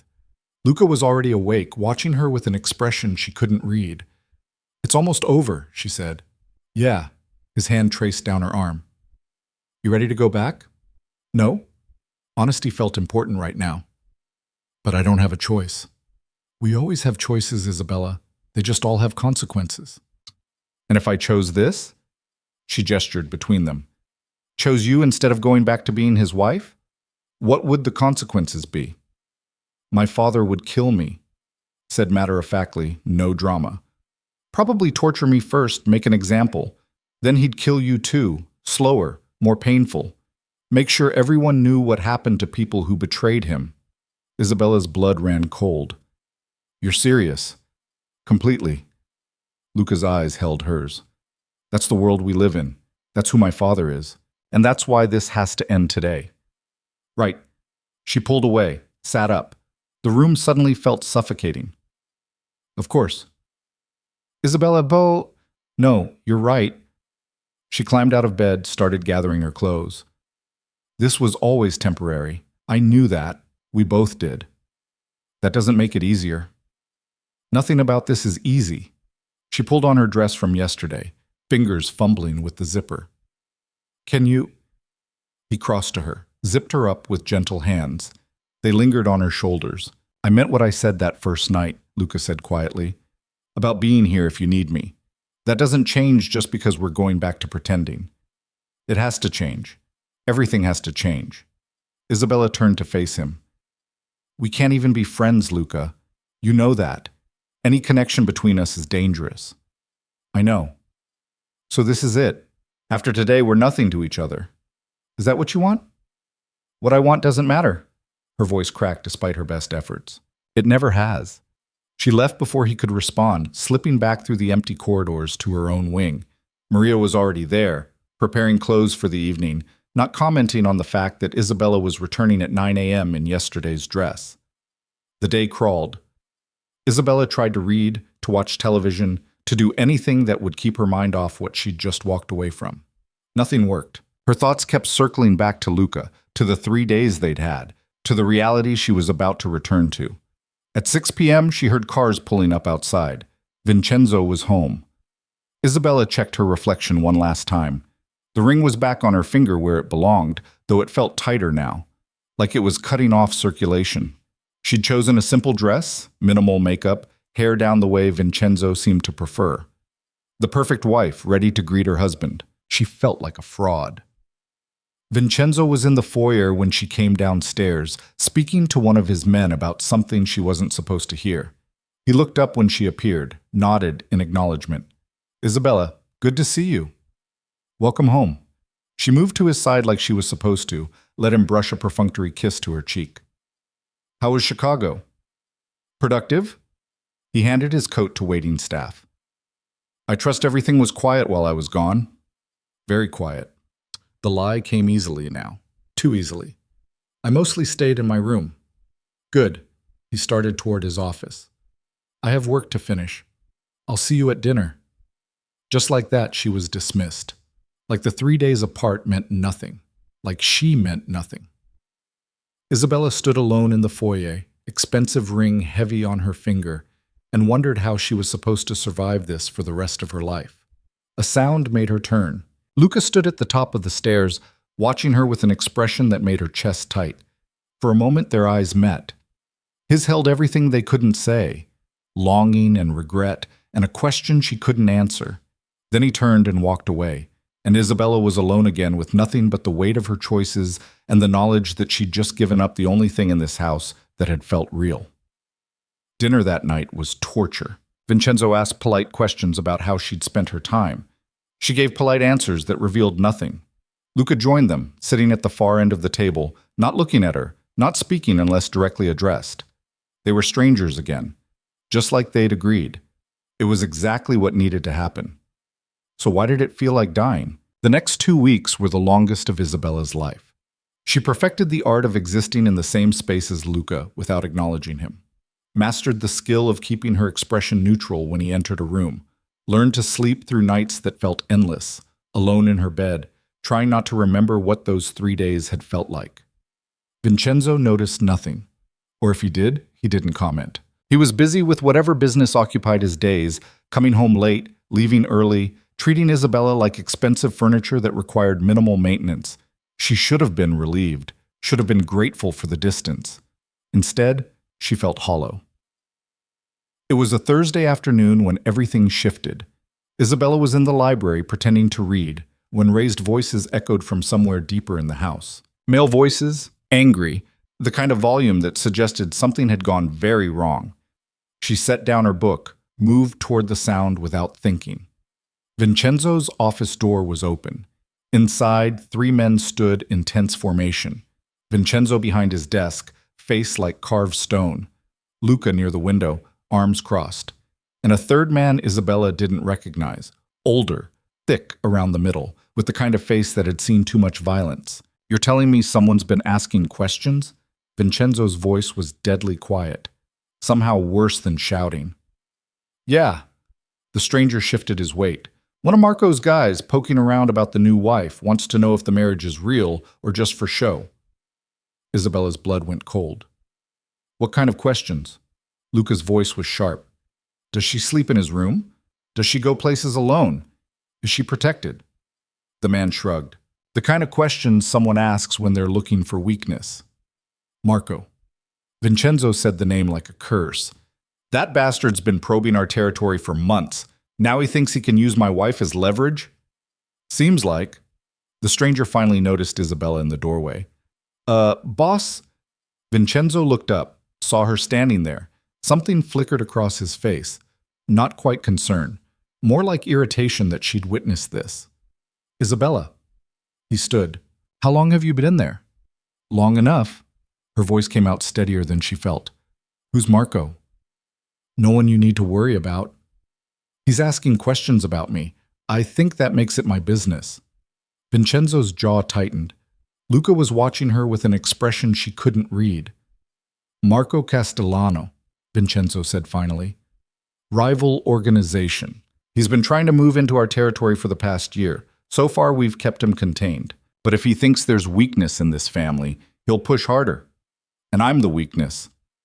Isabella stepped into the office, ignored the way all 3 men tensed. "Because our marriage is just business. Because everyone knows I didn't choose this." "That's not—" Vincenzo started. "Don't lie to me." She cut him off. "I'm not stupid. I know what this looks like from the outside. Young wife, older husband, obvious arrangement. Of course, people are going to wonder if it's real." The stranger looked like he wanted to be anywhere else. Even Luca seemed uncomfortable. "What do you want me to do about it?" Vincenzo asked, voice flat. "I want to know the truth." Isabella moved closer to the desk. "What happens if Marco decides I'm not really protected? If he thinks he can use me against you?" The silence that followed told her everything. "He could kidnap you," Luca said finally, "use you as leverage, force my father to give up territory or business interests in exchange for your safe return. Or kill you." Luca's eyes held hers. "Send a message that the D'Aquila family isn't as strong as everyone thinks." Isabella's hands clenched at her sides. "So what do we do?" "We." Vincenzo raised an eyebrow. "This isn't your concern." "Like hell it isn't." Anger finally broke through her fear. "I'm the one in danger. I'm the one someone's watching, asking questions about. Don't I get a say in how we handle this?" Vincenzo studied her for a long moment. Then, surprisingly, he nodded. "What would you suggest?" The question caught her off guard. She hadn't expected him to actually listen. "Make it convincing," Isabella said. "Whatever story we're selling, that this marriage is real, that I'm protected, that attacking me would be suicide. Make people believe it." "How?" the stranger asked. Isabella looked at Vincenzo. "Be seen with me. In public. Act like you actually care whether I live or die. Give Marco no reason to think I'm an easy target. That could work. Luca's voice was careful. Public appearances, show unity, make it clear she's under the family's protection. Fine. Vincenzo straightened his jacket. There's a charity gala tomorrow night. High profile, lots of witnesses. We'll attend together. His eyes found Isabella's. Can you play the devoted wife convincingly? She thought about the 3 days with Luca, about lying next to him in the dark, pretending they were normal people. If she could convince herself of that lie, she could convince strangers of this one. Yes, Isabella said. I can play devoted. The stranger left after delivering a few more updates Isabella only half heard. When the door closed behind him, the tension in the room shifted. You handled that well, Vincenzo said. Most women would have panicked. I'm not most women. No. Something that might have been respect flickered in his eyes. You're not. Luca still stood by the window, watching her with that unreadable expression. Isabella forced herself not to look at him, not to acknowledge the way her pulse kicked every time she felt his eyes on her. I should prepare for tomorrow, she said instead. If we're making a statement, I'll need the right dress. Take whatever you need from the account. Vincenzo was already turning back to his desk, dismissing her. And Isabella? Thank you for handling this maturely. She left before he could see her face, before either of them could see how not mature she felt, how terrified she actually was that someone out there saw her as collateral, as something that could be used and discarded. Isabella made it halfway down the hall before her legs went shaky. She leaned against the wall, breathing through the panic that wanted to claw its way up her throat. Footsteps approached from behind. You okay? Luca's voice was quiet. No. She didn't have the energy to pretend. I'm not okay. Someone's watching me, trying to figure out if I'm worth killing. How is that okay? It's not. He moved closer, careful not to touch. But you did the right thing in there, showing strength, offering solutions. That's how you survive in this world. I don't want to survive. I want to live. Isabella looked at him finally, let him see the fear she'd been hiding. I want to wake up without wondering if today's the day someone decides I'm more valuable dead than alive. I know. His hand lifted, then dropped, like he'd remembered they couldn't do this anymore. For what it's worth, I won't let anything happen to you. You can't promise that. Watch me. The fierce certainty in his voice made her chest tight. Marco or anyone else wants to get to you, they go through me first. Luca, I mean it, Isabella. I know we agreed to stay away from each other. I know this can't be what we want it to be. But that doesn't change the fact that I'll protect you. Always. She should have argued, should have reminded him that protecting her wasn't his job, wasn't his responsibility. But standing there in the hallway, seeing the determination in his eyes, she couldn't form the words. Thank you, she whispered instead.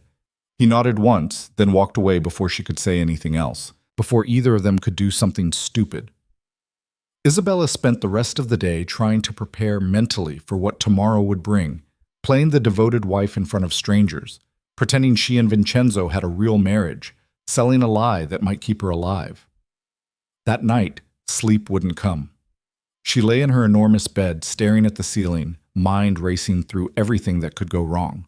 Around midnight, her phone buzzed with a message from an unknown number. Can't sleep either. If you need to talk, I'm awake. No signature. But she knew. Isabella stared at the message for a long time. She should delete it, should ignore it, should maintain the distance they'd agreed on. Her fingers moved before her brain caught up. This was supposed to be easier. The response came quickly. Nothing about this is easy, but we're surviving it. Are we? Because I feel like I'm barely holding on. A longer pause this time, then, meet me in the garden, East Gate, 5 minutes. Every logical part of her brain screamed that this was a bad idea, that sneaking out to meet him would only make things harder, that they'd agreed to stay away from each other. But logic had stopped mattering somewhere around the time someone had started asking if she was worth kidnapping. Isabella pulled on jeans and a sweater, slipped out of her room in bare feet. The mansion was dark and quiet. She knew where the cameras were now, which hallways to avoid, how to move through the space without being seen. The garden was cold, air sharp with approaching autumn. Luca waited by the east gate, hands in his pockets, breath visible in the moonlight. "You came," he said. "I shouldn't have." "Probably not." He didn't move closer, kept that careful distance. "But I'm glad you did." Isabella wrapped her arms around herself. "What are we doing, Luca? We agreed—" "I know what we agreed. But that was before someone started circling you like prey. Before I realized that staying away might not keep you safe." He finally closed the distance, though he still didn't touch her. "I can't protect you if I don't know what's happening. Can't watch for threats if I'm avoiding you. That's a convenient excuse." "Maybe," a ghost of a smile. "Or maybe I'm just selfish and I'll take any reason to be near you. We can't do this again." Even as she said it, Isabella knew it was a lie. Knew she wanted exactly what they couldn't have. 3 days. That's what we had. That's all we can have. "Then why did you come out here tonight?" "Because I'm scared." The admission hurt. "Because someone's watching me and trying to figure out if I'm valuable enough to steal or kill, and the only person in this house who makes me feel like I'm not just property is you." Luca's expression softened. "You're not property, Isabella. Not to me." "What am I then?" "I don't know." He ran a hand through his hair, frustration clear in every line of his body. "Someone I can't stop thinking about. Someone I'd burn down this entire organization to keep safe.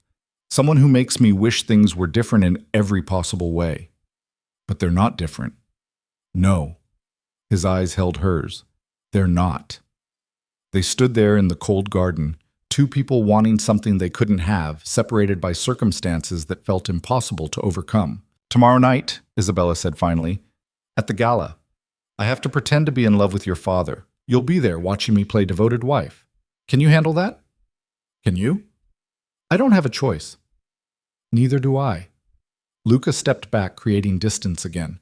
"But I'll handle it, just like I'll handle anyone who tries to hurt you. Even if it means going against your father?" The question hung between them, heavy with implication. Because that's what it would come down to eventually. If Marco or someone else made a move, if Isabella was caught in the crossfire, whose side would Luca take? "Let's hope it doesn't come to that," he said quietly. It wasn't an answer, but it was all he could give her. Isabella went back inside before they could make things worse, before standing in the dark with him could lead to touching, before touching could lead to kissing, before kissing could lead to consequences neither of them could afford. She climbed back into her bed, pulled the covers up, and tried not to think about how much harder this was getting. How every day of pretending Luca meant nothing was slowly killing something inside her. The gala the next evening was exactly as glamorous and suffocating as Isabella had imagined. Held in a hotel ballroom that dripped crystal and gold, filled with people who wore wealth like armor, women in designer gowns, men in custom suits. Everyone smiling, everyone watching, everyone assessing. Isabella wore red. A bold choice, Maria had said, but appropriate for the statement they were trying to make. The dress fit like it had been painted on, deep crimson silk that caught the light, back exposed, slit high enough to be interesting. Diamond earrings that probably cost more than most people made in a year. Hair swept up, makeup dramatic.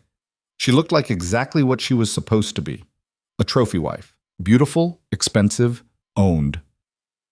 Vincenzo arrived at her door precisely at 7. His eyes traveled over her, clinical assessment followed by a nod.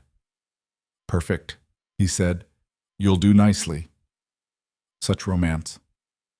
The car ride to the hotel was silent. Vincenzo made calls, conducted business, occasionally asked her a question about how she'd been spending her time. Isabella gave non-committal answers, watched the city blur past tinted windows, and tried to prepare herself for the performance ahead. The ballroom was overwhelming. Hundreds of people, music from a live orchestra, servers circulating with champagne and hors d'oeuvres that were too pretty to eat. Every face turned when they entered, assessing, judging, wondering. "Smile," Vincenzo murmured, hand settling possessively on her waist. "Look happy to be here."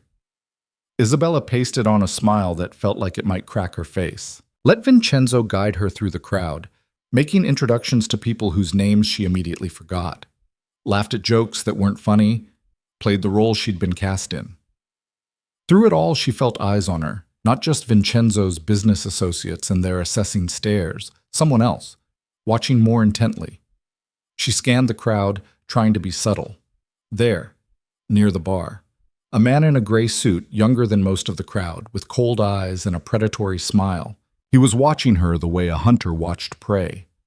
"Who is that?" Isabella kept her voice low, tilted her head slightly toward the bar.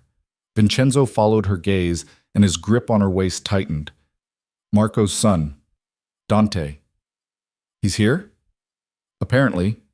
Vincenzo's voice was carefully neutral. "Stay close to me. Don't engage." But it was too late. Dante was already moving through the crowd, heading straight for them with the confidence of someone who knew he was causing trouble and didn't care. "Vincenzo." Dante's smile was all teeth. "What a surprise seeing you here. And this must be the new wife everyone's been talking about." "Dante?" Vincenzo's voice could have frozen fire. "I didn't realize your father had been invited." "He wasn't, but I was, charity board member." Dante's eyes slid to Isabella, traveling over her in a way that made her skin crawl. "Isabella, right? I've heard so much about you." "Nothing good, I hope." The words came out before she could stop them. Beside her, Vincenzo went very still. Dante laughed, delighted. "Beautiful and sharp. No wonder Vincenzo married you." "Is there something you wanted?" Vincenzo's hand on Isabella's waist felt less like possession now, more like restraint. "Or did you just come over to be inappropriate?" "Just wanted to introduce myself, make sure the new bride knows she has friends in this city." Dante's smile widened. "You know, in case she ever needs anything. Protection, assistance, a way out." The threat was barely veiled. "My wife has everything she needs," Vincenzo said coldly, "and she's well protected. You'd do well to remember that." "Of course," Dante inclined his head mockingly. "Just making conversation. Enjoy your evening." He walked away, and Isabella felt like she could finally breathe again. "That was a message," she said quietly. "Yes." Vincenzo was still staring after Dante. "He wanted us to know they're watching, that they see you as vulnerable." "Am I?" "Not if I can help it." He turned her to face him, expression serious. "Listen carefully. I need you to stay by my side for the rest of the night. Don't accept drinks from anyone. Don't let yourself be alone. Understood?" "Understood." The rest of the evening passed in a blur of forced smiles and careful conversation. Isabella played her role perfectly, laughing at Vincenzo's jokes, touching his arm at appropriate moments, looking at him like he was the most important person in the room, selling the lie that their marriage was real. But she felt Dante's eyes on her the entire time, watching, waiting. Around 10, she excused herself to the restroom. Vincenzo was deep in conversation with some business associate, and she needed 5 minutes away from the performance, away from the cameras and the watching eyes. The hallway outside the ballroom was quieter, elegant but empty. Isabella found the women's restroom, locked herself in a stall, and just breathed. She was washing her hands when the door opened and a woman entered, late 40s, expensively dressed, with the kind of face that had been beautiful once and was now just hard. "Isabella d'Aquila," the woman said. Not a question. "Yes." Isabella reached for a paper towel, trying to place the face. "I'm sorry, have we met?" "Not formally. I'm Sofia Castellano, Marco's wife." Isabella's blood went cold. "I should go." "Wait." Sofia moved closer, and Isabella saw something unexpected in her eyes. Not threat, pity. "I just wanted to warn you, woman to woman." "Warn me about what?" "About what you've gotten yourself into. About what happens to women who marry men like Vincenzo." Sofia's voice dropped. "I was you once, 25 years old, married to a man 3 times my age, thinking I could handle it, thinking if I just played the game right, I'd survive." "This is different." "Is it?" Sofia's laugh was bitter. "You're trapped in a house full of criminals. Your husband's enemies are circling. His son—" She stopped, studying Isabella's face. "You care about him, Luca." Isabella's heart hammered. "I don't know what you're talking about. Please. I've seen the way you look at each other, the way he watches you when he thinks no one's paying attention." Sofia moved to the mirror, pretended to fix her lipstick. "That kind of want is dangerous in families like ours. Nothing's happening between us. Maybe not yet, but it will." Sophia met Isabella's eyes in the mirror. And when it does, it'll destroy you both. That's what I came to warn you about. Not my husband's plans. Not whatever move he's making. Just be careful. Men like Vincenzo don't forgive betrayal. Especially not from family. She left before Isabella could respond. Left her standing alone in the bathroom, hands shaking, mind racing. Someone knew, or suspected, which meant it was only a matter of time before everyone knew. Isabella forced herself to return to the ballroom, to find Vincenzo and play devoted wife for another hour before they could leave, to pretend everything was fine. But Sophia's words echoed in her head the entire drive home. That kind of want is dangerous. No shit. The mansion was dark when they arrived. Vincenzo went straight to his office, more calls to make, more business to handle. Isabella went to her room, peeled off the red dress, scrubbed off the makeup, stood under scalding water until her skin turned pink and she could barely feel anything. She was in her nightgown, sitting by the window, when soft knocking sounded at her door. Her heart knew before her brain caught up. "Come in," she called. Luca entered, still wearing his suit from the gala, looking tired and furious in equal measure. "We need to talk," he said. Isabella stood, pulse hammering. "Luca, you can't be here. If anyone sees, I don't care." He closed the door behind him, locked it. "Dante Castellano cornered me after you left with my father. Started asking questions about you, about how well I know you, about whether the marriage is real." Her stomach dropped. "What did you tell him?" "Nothing, but he's not stupid. He saw something tonight. The way I reacted when he approached you. The way I couldn't stop watching to make sure you were safe." Luca moved closer, frustration radiating off him. "We've been careful, but apparently not careful enough. Sophia warned me too." Isabella wrapped her arms around herself. "In the bathroom. She said she could see the way we look at each other, that it's dangerous." "She's right." Luca stopped a few feet away, jaw tight. "This is getting out of control. People are noticing. And when my father notices, he'll kill us both. I know." She'd heard it enough times now. The threat was starting to lose meaning. Or maybe she was just too tired to be afraid anymore. "So what do we do?" "I don't know." He looked lost in a way she'd never seen before. "I should stay away. Should let you play devoted wife and never speak to you again. That's the smart thing. But watching Dante look at you like that tonight, knowing Marco's planning something and you're caught in the middle, seeing you pretend to be happy with my father when I know you're dying inside." His voice cracked. "I can't do it, Isabella. I can't pretend you don't matter." "You have to. We both do." "Why?" He closed the remaining distance. "Why do we have to pretend? Why do we have to sacrifice what we want for a man who treats you like property and treats me like a weapon?" "Because he's your father. He's a criminal who bought you like he buys everything else. He doesn't love you. He doesn't even pretend to care about you. So why are we protecting his feelings?" Isabella's hands were shaking. "It's not about his feelings. It's about survival, about not getting killed for wanting something we can't have." Maybe that's not good enough anymore. Luca's hands cupped her face, thumbs brushing her cheekbones. "Maybe I'm tired of surviving. Maybe I want to actually live." "Luca," he kissed her, desperate and fierce and full of everything they'd been holding back. Isabella tried to resist, tried to remember all the reasons this was wrong, but her body betrayed her, melting into him, hands fisting in his shirt, kissing him back like she was drowning. When they finally broke apart, both breathing hard, reality crashed back. "We can't keep doing this," Isabella whispered. "Every time we're alone, every time we touch, we're making it worse." "I know." His forehead rested against hers.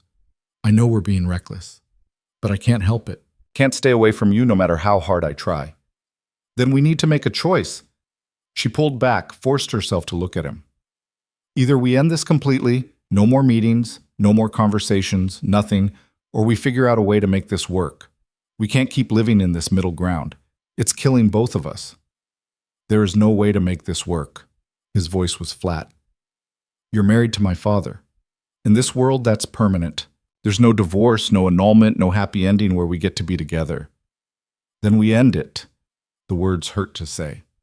"Right now, tonight. This is the last time we're alone together. The last time we touch, we go back to being strangers, and we survive. Luca stared at her for a long moment. Then, is that what you want? No. The answer screamed through every cell in her body. She didn't want to end this, didn't want to go back to the hollow existence of playing Vincenzo's wife while dying inside. Didn't want to spend the rest of her life wondering what might have been, but what she wanted didn't matter, it never had. Yes, Isabella lied. That's what I want. His expression shuddered. Fine. Then this is goodbye. He turned to leave, hand on the doorknob, and Isabella felt something break inside her chest. This was it. The moment where she chose safety over happiness, where she let fear win. Wait. The word escaped before she could stop it. Luca paused, didn't turn around. Isabella, don't make this harder. I lied. Her voice shook. That's not what I want. I don't want to end this. I don't want to pretend you don't exist. I want... She couldn't finish, couldn't put words to the impossible thing she wanted. He turned slowly. What do you want?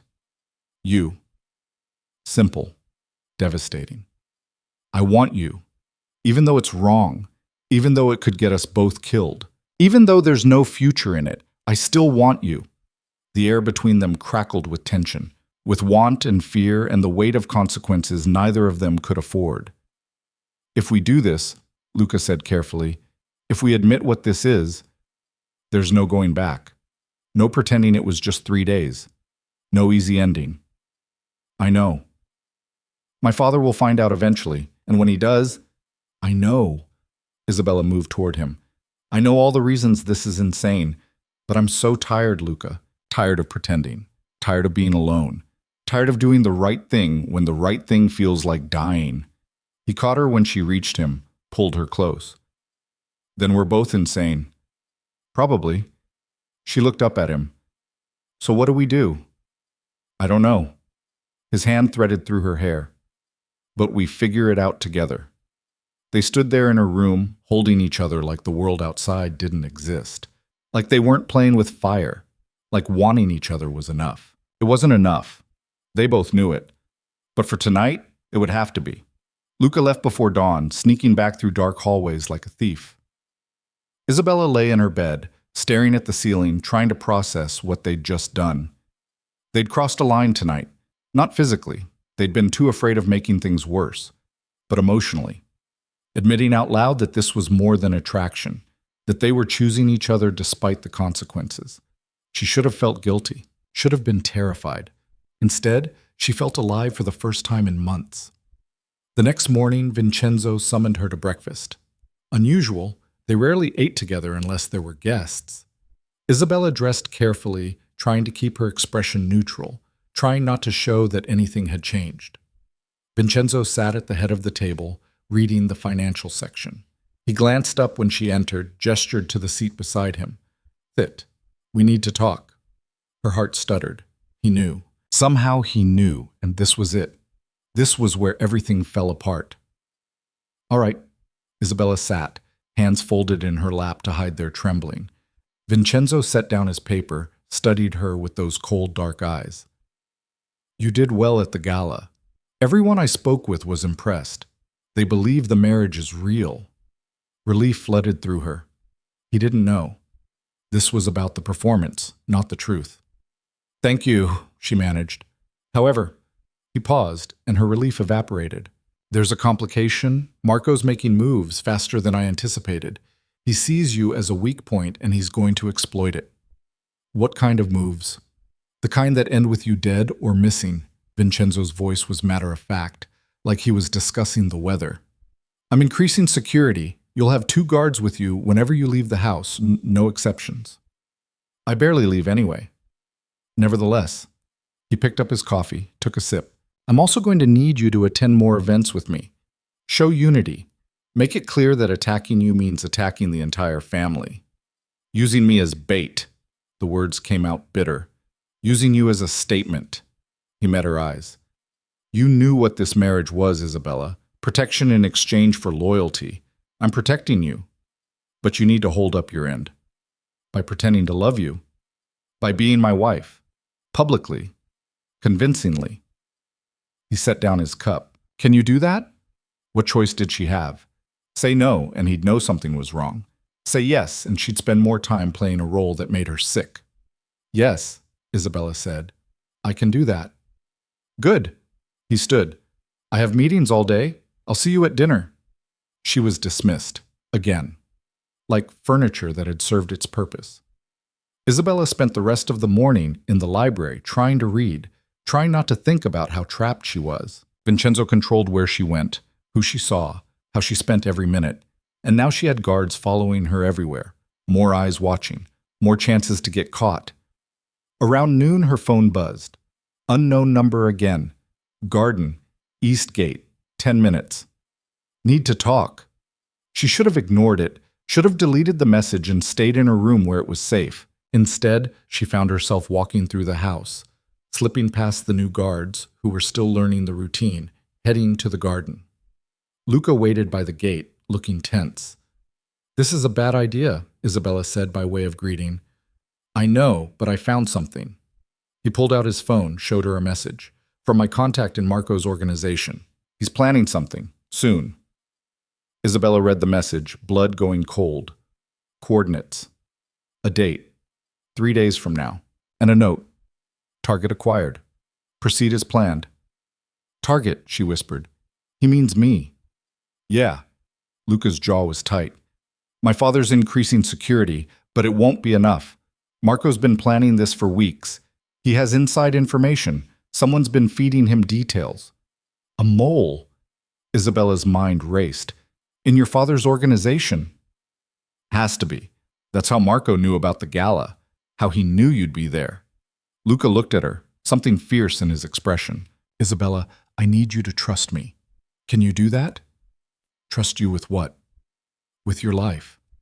He moved closer, lowered his voice even though they were alone. I have a plan, but it's risky, and it requires you to do something that's going to seem insane. Tell me. In 3 days, when Marco makes his move, let him take you. Isabella stared at him. What? Let him think he succeeded. Let him take you. My father will follow protocol, try to negotiate, mobilize the family. While he's doing that, I'll come for you. End this once and for all. You're talking about using me as bait. I'm talking about ending the threat permanently. His hands gripped her shoulders. Marco's been a problem for years. My father keeps trying to negotiate, to play politics. But that's not working. Someone needs to act. Someone needs to remove him from the board completely.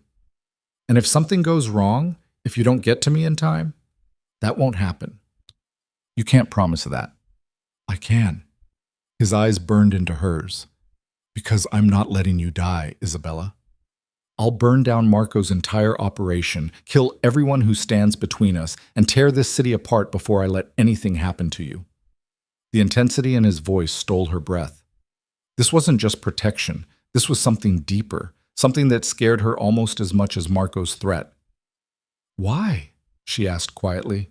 Why are you willing to risk everything for me? Because I love you. The words came out raw, unpolished. I know we've only known each other a few weeks. I know this is insane, but I love you, Isabella, and I'm done pretending I don't. Her world tilted. Luca, you don't have to say it back. I'm not asking for that. I'm just telling you, whatever happens, whatever comes next, you need to know. You matter to me. More than this family. More than my father's approval. More than my own life. Isabella couldn't breathe, couldn't think. Everything she'd been feeling, everything she'd been afraid to name, crystallized in that moment. I love you too, she whispered, and it terrifies me. He kissed her then, soft and fierce and full of promises neither of them could keep. When they broke apart, his forehead rested against hers. 3 days, he said. Trust me for 3 days. And then this is over. How is it over? Even if we stop Marco, you're still his son. I'm still his wife. Let me worry about that. Luca stepped back. Just promise me you'll follow the plan. When Marco's men come for you, don't fight. Let them think they've won, and wait for me. Every instinct screamed that this was a terrible idea. That letting herself be kidnapped, trusting that Luca would come for her, was the kind of reckless that got people killed. But what choice did she have? Wait for Marco to make his move anyway? Let Vincenzo handle it through channels that clearly weren't working? Okay, Isabella said finally. I'll trust you. The next 3 days were torture. Isabella played devoted wife at dinners and events, smiled through conversations with business associates, pretended everything was fine. Meanwhile, she felt like a clock ticking down to zero. Luca kept his distance in public, but at night, he'd send messages, updates on Marco's movements, reassurances that the plan was solid, small words that felt like lifelines. On the third day, Vincenzo had a last-minute meeting in the city. He asked Isabella to accompany him, some dinner with potential partners that required a wife's presence. She agreed, knowing this was it. This was when Marco would make his move. The dinner was at an upscale restaurant downtown. High security, private room, the kind of place where powerful men made deals that destroyed lives. Isabella wore a simple black dress, minimal jewelry, trying not to look like she was preparing for war. Halfway through the meal, Vincenzo's phone rang. He excused himself, stepped into the hallway to take the call. Isabella was left alone with 3 of his associates, men whose names she knew but whose faces all blurred together. She was sipping water when the lights went out. Chaos erupted immediately. Shouting, movement, the sound of furniture being overturned. Isabella felt hands grab her, rough, professional, moving with purpose. She remembered Luca's instructions. Don't fight. Let them think they've won. So she didn't scream, didn't struggle, just let herself be pulled through darkness, out a back exit she hadn't known existed, into a waiting van. The doors slammed shut. The van took off. Someone zip-tied her hands, threw a hood over her head. She couldn't see, could barely breathe through the fabric. Got her, a voice said. Target secured. Then silence, except for the engine noise and her own racing heart. Isabella didn't know how long they drove, could have been 20 minutes or 2 hours. Time lost meaning in the darkness. Eventually the van stopped. Doors opened. She was pulled out, marched across what felt like gravel, then concrete, then carpet. A door slammed. The hood was yanked off. She stood in what looked like an office. Expensive furniture, dark wood, the kind of space designed to intimidate. A man sat behind the desk, older, gray-haired, with the same cold eyes she'd seen in Dante.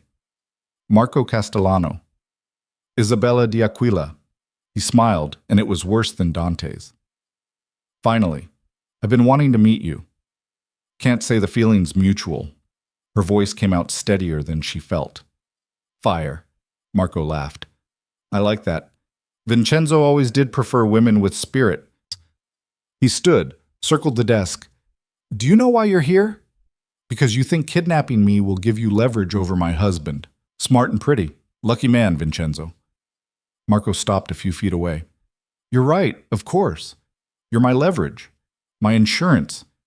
Vincenzo wants you back. He gives me what I want. Simple transaction. And if he doesn't want me back? Something flickered in Marco's eyes. Then you become a message, a warning about what happens to the D'Aquila family. Fear spiked through her, but Isabella kept her expression neutral. Luca would come. He'd promised. She just had to survive until then. So what now? She asked. You lock me in a room and wait? More or less. Marco moved to the door. Don't try anything stupid. You're surrounded by my men. No one's coming to save you. He left. The door locked behind him. Isabella looked around the room, searching for exits, weapons, anything she could use. 2 windows, both with bars. 1 door locked from the outside. Furniture too heavy to move. She was trapped. Hours passed. No one came. No food, no water, nothing. Just silence and the weight of her own thoughts. She'd trusted Luca, believed him when he said he'd come for her. But what if she'd been wrong? What if this was how it ended, alone in Marco's office, waiting for a rescue that would never arrive? Around midnight, she heard sounds outside. Shouting, gunfire, the unmistakable noise of violence. Isabella pressed herself against the wall farthest from the door, heart hammering. This was it. Either rescue or death. No middle ground. The door exploded inward. Luca stood in the doorway, gun in hand, covered in blood that probably wasn't his. His eyes found hers across the room. You okay? He asked, voice rough. Yeah. She couldn't quite believe he was real. You came. Of course I came. He crossed to her, cut the zip ties with a knife that appeared from nowhere. Did they hurt you? No, Marco just wanted to talk. Her hands were free. She rubbed her wrists where the plastic had cut into skin. Where's your father? Dealing with the mole. Turns out it was Sal, the guy from the dinner party. He's been feeding Marco information for months. Luca took her hand. We need to go, now. This place is about to be swarming with cops. What about Marco? Dead, said simply, like it was nothing. Dante too. Everyone who was part of this, it's done, Isabella. It's over. They ran through the building, past bodies Isabella tried not to look at, out into the night where cars waited with engines running. Luca pulled her into the back seat of one, and they took off before she could catch her breath. Where are we going? Isabella asked. Somewhere safe. Luca kept her hand in his. My father's waiting. We need to talk. All three of us. Her stomach dropped. He knows. Yeah. Luca's expression was grim. He knows. The car pulled up to a warehouse on the outskirts of the city. Empty, isolated, the kind of place where bodies got buried. Isabella's fear spiked higher. Inside, Vincenzo waited. He stood in the center of the vast space, hands in his pockets, looking at them with an expression Isabella couldn't read. Isabella, his voice echoed. Are you hurt? No? She moved closer, Luca's hand still in hers. I'm fine. Good. Vincenzo's eyes dropped to their joined hands. I see. Father? Luca started. Don't. Vincenzo held up a hand. I know. I've known for weeks. The way you look at each other, the way you disappear at the same time, the way neither of you can hide what you feel. He looked at Isabella. Did you think I was blind? She couldn't form words. I'm many things, but I'm not stupid. Vincenzo moved closer. I knew from the moment Luca walked into your bridal suite before the wedding. Knew he'd seen something in you that I never would. Knew this was inevitable.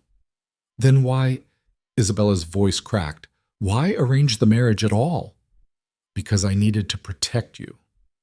Vincenzo's expression softened slightly. Your father's debts were real. The threats against your life were real. Marrying me was the only way to keep you safe long enough for Luca to figure out what he wanted. The world tilted. You knew? This whole time, you knew? I orchestrated it. Vincenzo looked at his son. I saw how you looked at her at the engagement dinner. Saw something I hadn't seen in you in years. Hope. Want. Something human. And I knew, if I pushed you together, if I created a situation where you had to stay close to protect her, eventually you'd both stop fighting it. You manipulated us. Luca's voice was tight with fury. I gave you both what you wanted. Vincenzo corrected. A chance, a future, something real in a world built on lies. He turned back to Isabella. The marriage was always meant to be temporary. Protection until we could eliminate the threats. Until Luca was ready to claim what was his. Isabella's legs felt unsteady. I don't understand. In this world, divorce isn't an option. But death is. Vincenzo's smile was cold. In approximately 6 months, I'll die. A heart condition I've been managing quietly. When I'm gone, you'll be a widow. Free to remarry. Free to choose. And you'll choose Luca. It wasn't a question. You'll become part of this family properly. Not as property. As a partner. Luca was staring at his father like he'd never seen him before. Why? Because you're my son. Vincenzo's voice was rough with something that might have been emotion. And despite everything I am, everything I've done, I want you to have something I never did. Something real. Something worth protecting. Silence filled the warehouse. Isabella tried to process what she'd just heard. The marriage had been protection. The distance Vincenzo had maintained had been deliberate. Everything, all of it, had been orchestrated to give her and Luca a chance. There are conditions, Vincenzo continued. Obviously. To the outside world, you remain my wife. No one can know about you and Luca. Not until I'm gone. Inside this family, however, you're free. The marriage is a shield, nothing more. You live as you choose, see who you choose, love who you choose, as long as appearances are maintained. You're serious, Isabella breathed. Completely. He looked between them. Marco's gone. The immediate threats are handled, but there will always be others. Always someone looking for weakness. The family needs to appear strong. United. That's what I'm asking. Can you give me that? Isabella looked at Luca, saw her own shock reflected back, saw hope and disbelief, and something that looked like the beginning of freedom. We can do that, Luca said finally. Good. Vincenzo checked his watch. Then it's settled. Isabella, you go home with me tonight, maintain appearances. Tomorrow, you can move into the East Wing, near Luca's room. Separate quarters, but close enough. The staff won't question it. They're loyal and well paid to be blind. Just like that? Isabella couldn't quite believe it. We just go on pretending? Welcome to our world. Vincenzo's smile was thin. Everything is pretense, smoke and mirrors. The only question is whether you're willing to play the game. Was she? Could she spend the next 6 months playing Vincenzo's wife in public while being with Luca in private? Could she live with the lies, the deception, the constant performance? She looked at Luca again, saw the man who'd come for her, who'd promised to protect her, who'd said he loved her. Yes, Isabella said. I'll play. The months that followed were strange. Isabella maintained her public role, Vincenzo's wife, attending events, managing the household, playing devoted partner. But privately, everything changed. She moved into the East Wing like Vincenzo had arranged. Luca's room was 3 doors down. At night, she'd slip through the hallways to find him waiting. They'd talk for hours, make love, plan for a future that felt increasingly real. Vincenzo kept his distance but wasn't cruel. He'd ask about her day, make conversation at dinner, treat her with a cold respect that felt better than ownership. Sometimes Isabella would catch him watching her and Luca when he thought they weren't paying attention. His expression was always unreadable, but he never interfered, never threatened, just watched as his son found something worth living for. Marco's death had sent ripples through the criminal underground. Other families tested boundaries, tried to move into the vacuum he'd left. But Vincenzo held firm, Luca at his side, showing strength and unity. The message was clear. The D'Aquila family wasn't weak, wasn't vulnerable. Attack them and die.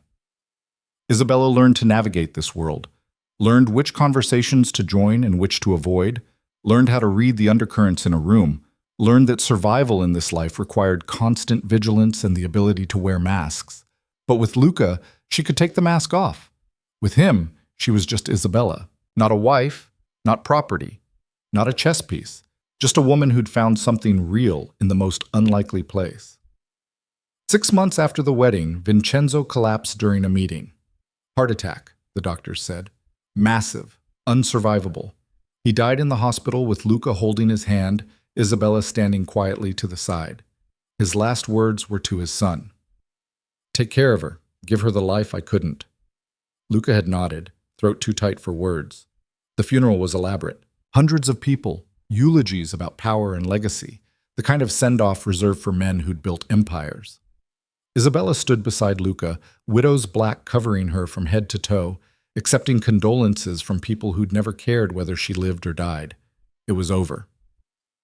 After the required mourning period, Isabella and Luca married. Quietly, privately, just them and a handful of witnesses Luca trusted. No elaborate ceremony this time. No performance. Just 2 people choosing each other, finally free to make that choice. They stayed in the mansion. It was safer, more defensible, and Luca needed to be close to the organization he now ran. But Isabella made changes. Softer furniture, warmer colors, windows that actually opened, turned the cold museum into something that felt like a home. She started a foundation in her mother's name, used the family money for something other than violence and control. Programs for families in debt, resources for women trapped in situations they hadn't chosen. Small steps toward something that felt like redemption. Luca supported it all, gradually transitioned the family business away from its most violent aspects. It would never be clean. You couldn't wash blood from foundations built on it, but they could be better. They could choose better. A year after Vincenzo's death, Isabella stood in the garden where she'd once married a man she didn't love. The wedding arch was gone, replaced by flowering vines and stone benches. Luca found her there, wrapped his arms around her from behind. "What are you thinking about?" he asked. "How strange life is." She leaned back against him. "A year ago, I was trapped, terrified, ready to give up, and now I'm free." She turned in his arms. "We both are." "Are we?" Luca's expression was serious. "We're still in this world, still running an organization built on crime, still surrounded by people who'd kill us if they saw weakness. But we're choosing it together." Isabella cupped his face. "That makes all the difference. We're not victims anymore, not playing roles someone else assigned. We're making our own choices. Even when those choices are complicated? Especially then." She smiled. "Life's messy, Luca. People are flawed. We're all just trying to survive in systems that are broken. But finding someone who sees you, really sees you, and choosing to fight alongside them, that's not nothing. That's everything." He kissed her then, soft and deep, like he was memorizing the moment. When they broke apart, his forehead rested against hers. "I love you," he said. "Even when it's complicated, even when it's messy. I love you. I love you too." Isabella's hand slid around his neck. "And I'd choose you again. Every time, no matter what." They stood there in the garden, two people who'd found each other in impossible circumstances, who'd survived threats and manipulation and their own fears to build something real. It wasn't perfect. Nothing in their world ever would be. But it was theirs. Built on honesty and choice and the understanding that sometimes the only way through darkness was finding someone willing to hold your hand. Isabella had walked down an aisle once, a prisoner in a white dress, convinced her life was over. She'd been wrong. Her life hadn't ended that day. It had simply been waiting to begin.